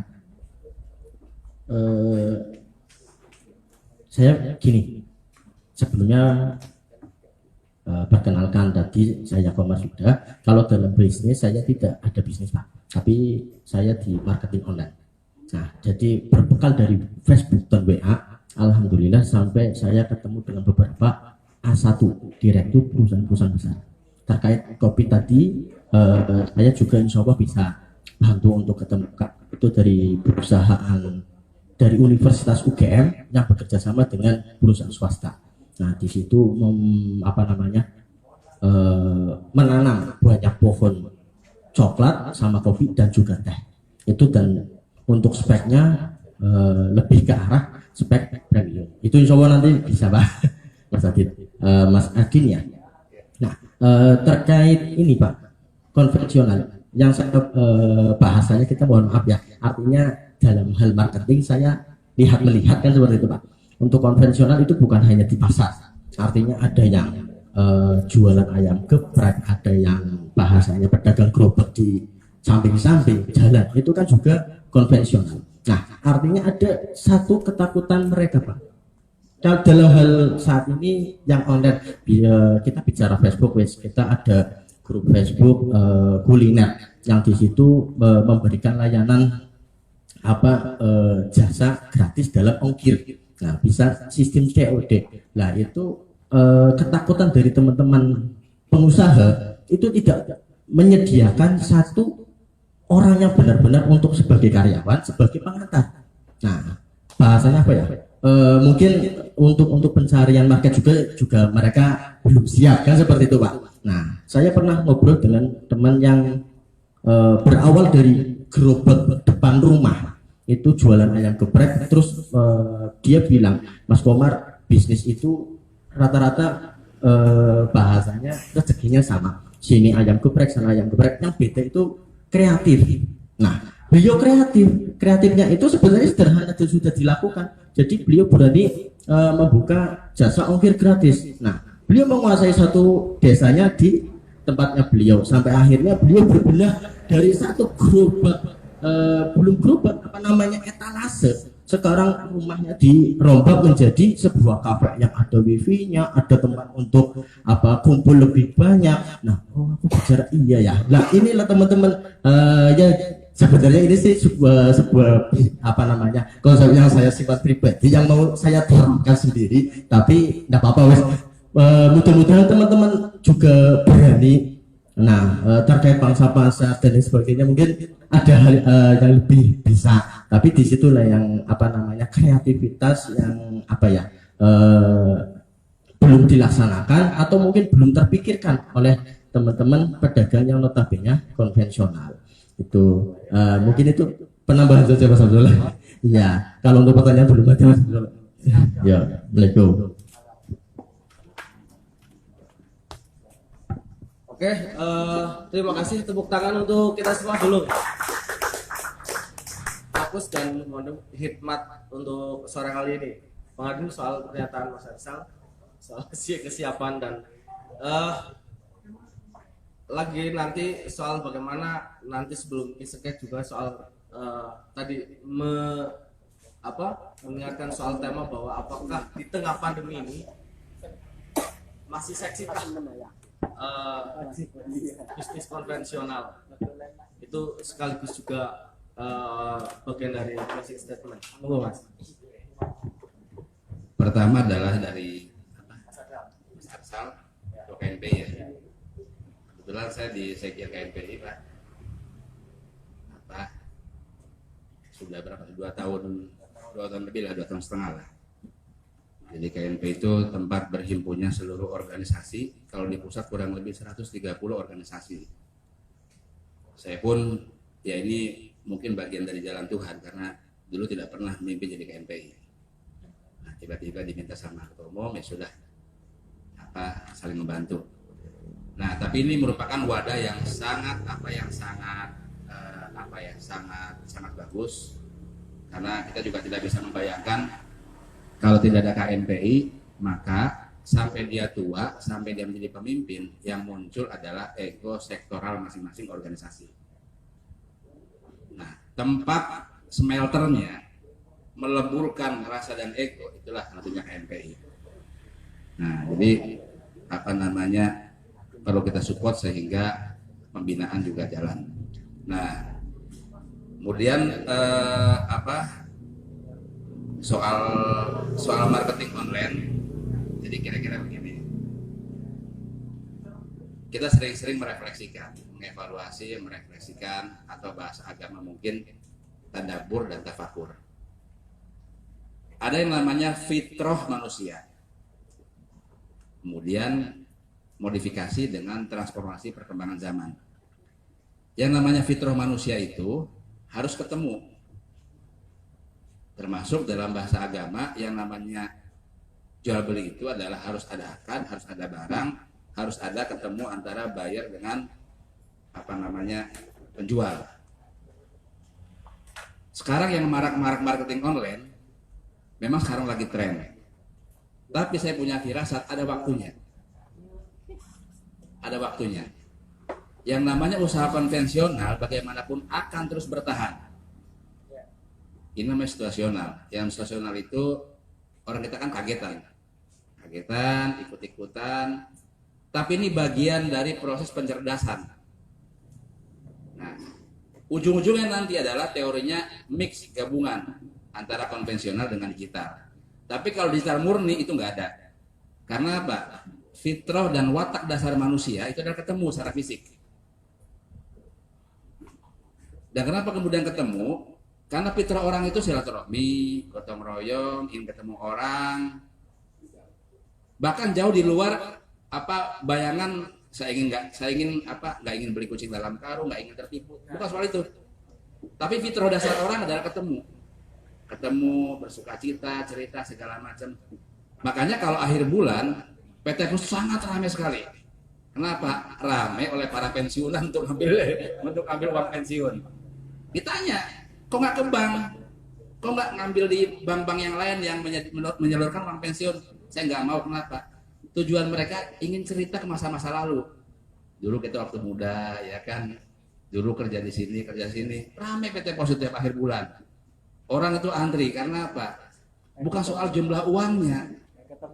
Pengen ketemu teman seangkatannya. Reuni itu fitrah dasar manusia.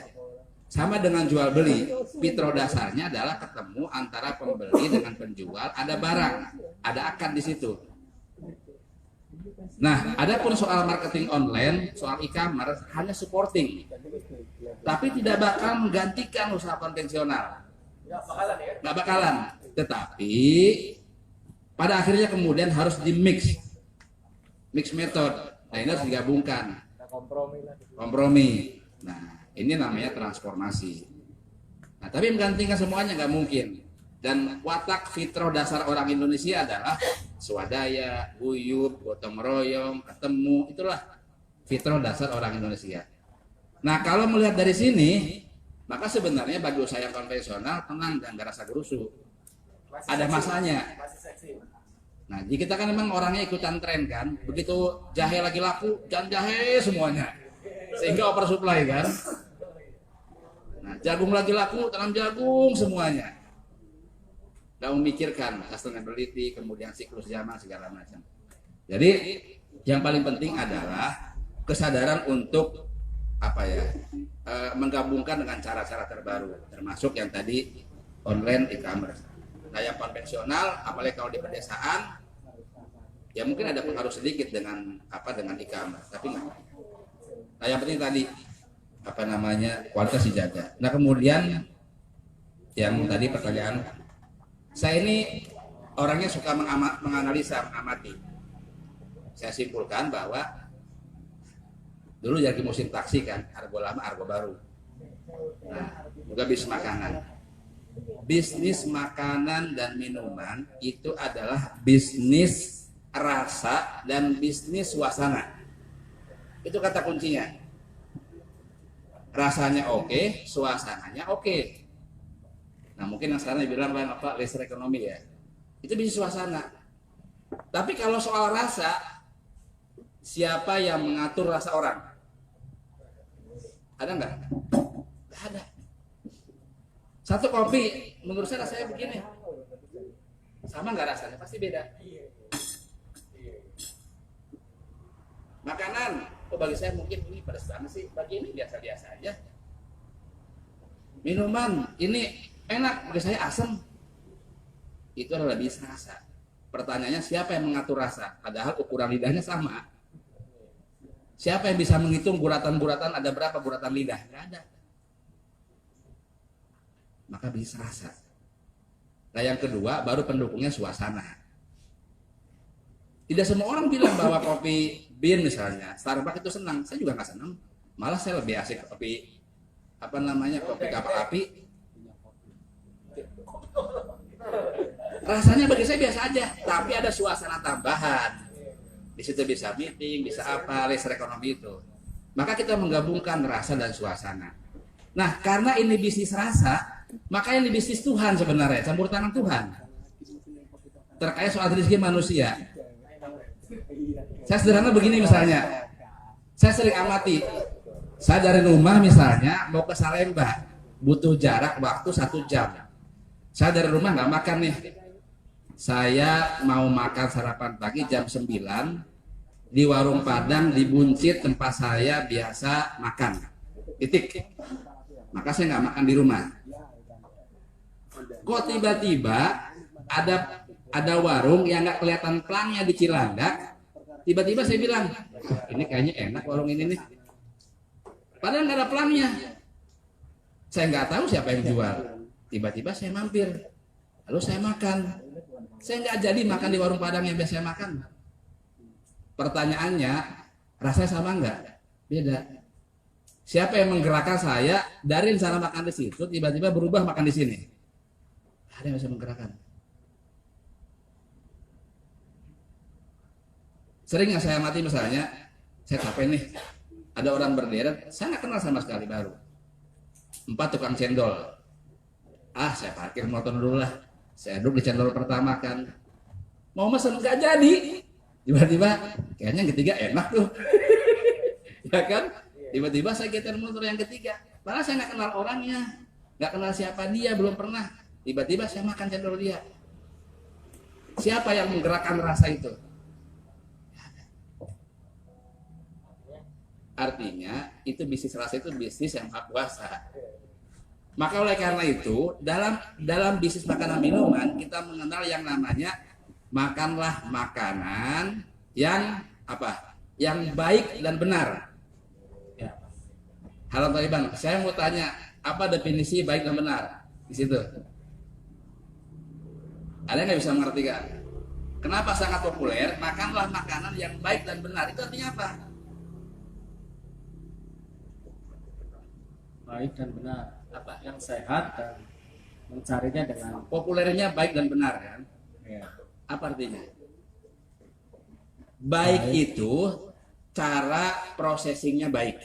Ya. Good quality, kualitasnya baik. Nah, maka ini berkaitan dengan standar Badan POM.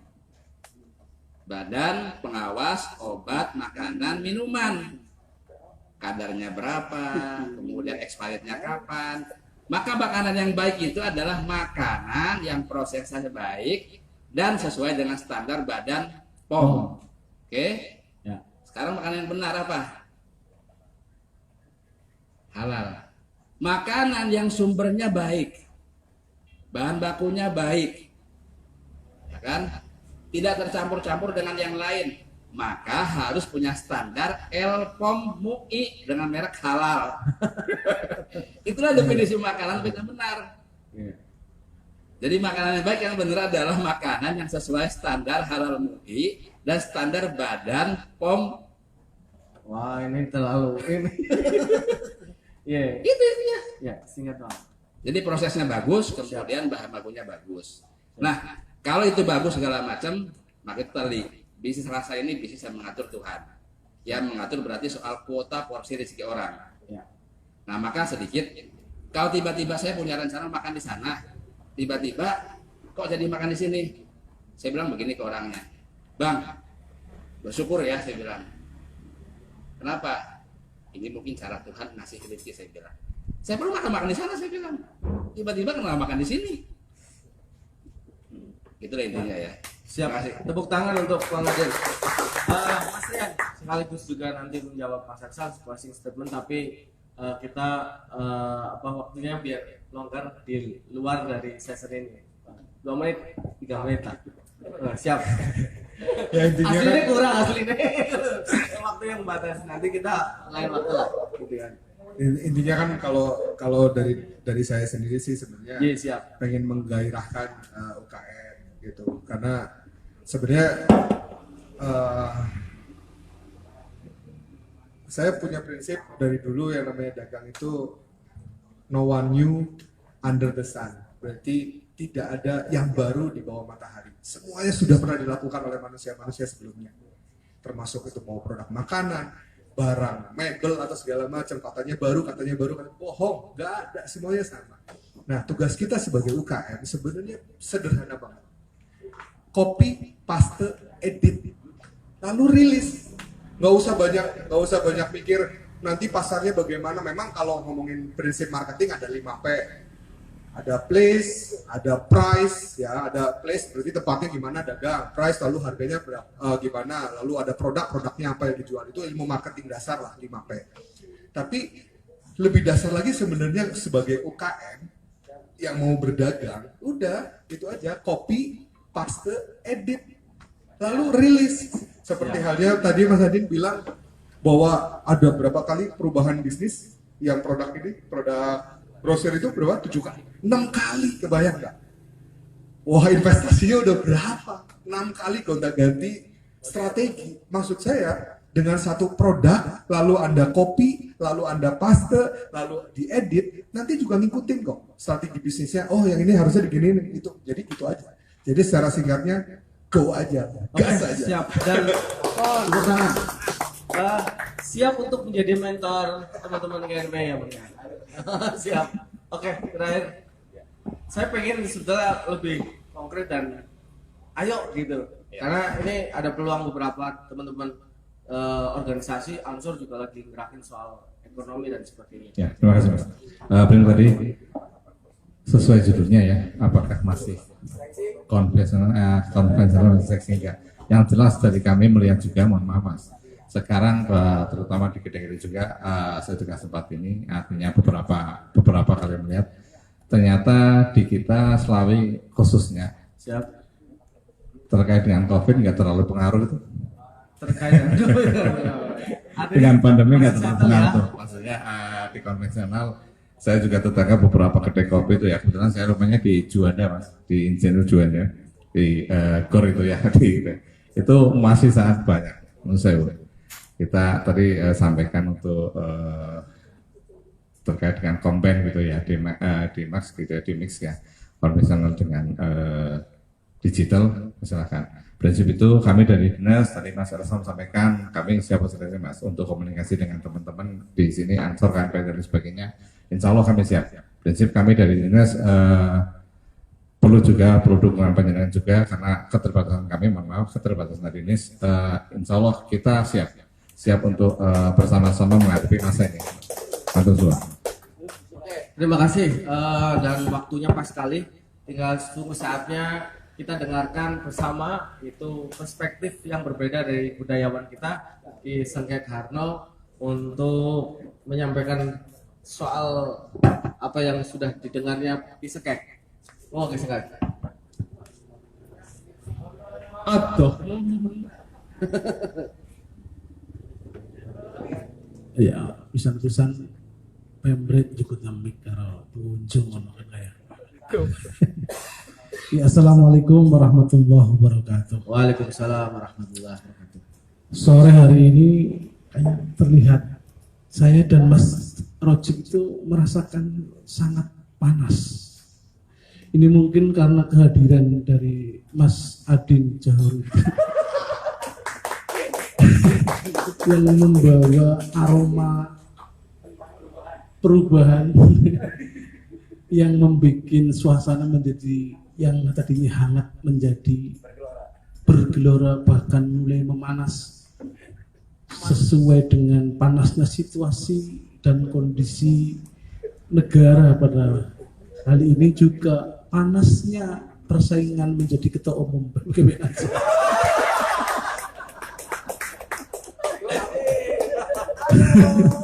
Tapi jangan sampai ini panasnya karena panas 19 detik yang menjadi viral di mana.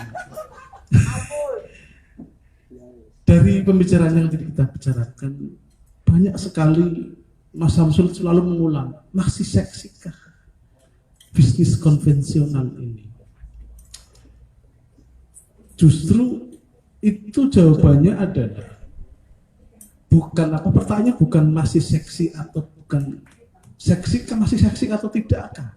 Tapi bagaimana bisnis UMKM ini dapat bertahan dan tetap hidup menjadi nafas, menjadi denyut nadi dari perekonomian Indonesia yang sekarang mengalami pandemi ini. Maka diperlukan sebuah kata yang dikatakan, saya sangat senang sekali dengan Mas siapa Ion apa John, Mas Rian, keistiqomahan dalam sebuah usaha itu menjadi kunci. Sama ketika Pandawa itu istiqomah dalam dia itu menegakkan istilahnya takdirnya sebagai calon penguasa Hastinapura, tapi dia tetap menunggu sekian lama dengan keistiqomahannya. Maka tidak ada kata lain untuk memenangkan perang Bharatayuda melawan Kurawa. Diperlukan copy paste edit, dan rilis apa yang kita bisa, apa yang kita punya ide, agar tidak menjadi sebuah wacana yang mati, tidak bisa bergerak kemanapun. Ini yang penting kita lakukan.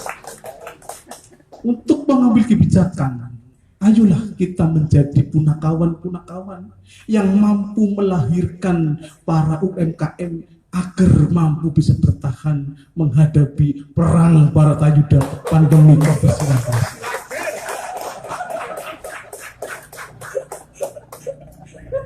Seksi atau tidak seksi? Pasti masih sangat seksi. Terima kasih. Assalamualaikum warahmatullahi wabarakatuh. Tangan untuk Keisuke. Pantas untuk wayang di PP Answer. Akan kita undang rutin ini. Namanya Galang Kebangsaan, Bang Adin. Minimal di PT Pos lah. Tenang, Ki. Sampaikan. Oke, terima kasih kami sampaikan kepada semua yang hadir pada hari ini. Saya merasa sangat khidmat, saya merasa sangat fokus pada siang hari ini, dan tepuk tangan untuk kita semua. Teringat dari beberapa orang litbang mengatakan ini selain juga closingnya, guys, saya juga punya closingnya. Beberapa saya melihat statusnya Prof Hamka, orang litbang Dikbud Pendidikan dan Kebudayaan. Orang boleh menjadi dokter, orang boleh menjadi pengusaha, orang boleh menjadi seorang yang bisa menumpuk kekayaan yang luar biasa. Tapi teruskanlah menumpuk kekayaan dan raihlah kesuksesan, kejayaan, tapi juga untuk kebermanfaatan orang lain. Kira-kira gitu. Terima kasih. Assalamualaikum warahmatullahi wabarakatuh. Ini langsung dikapling sama KNP ini nanti.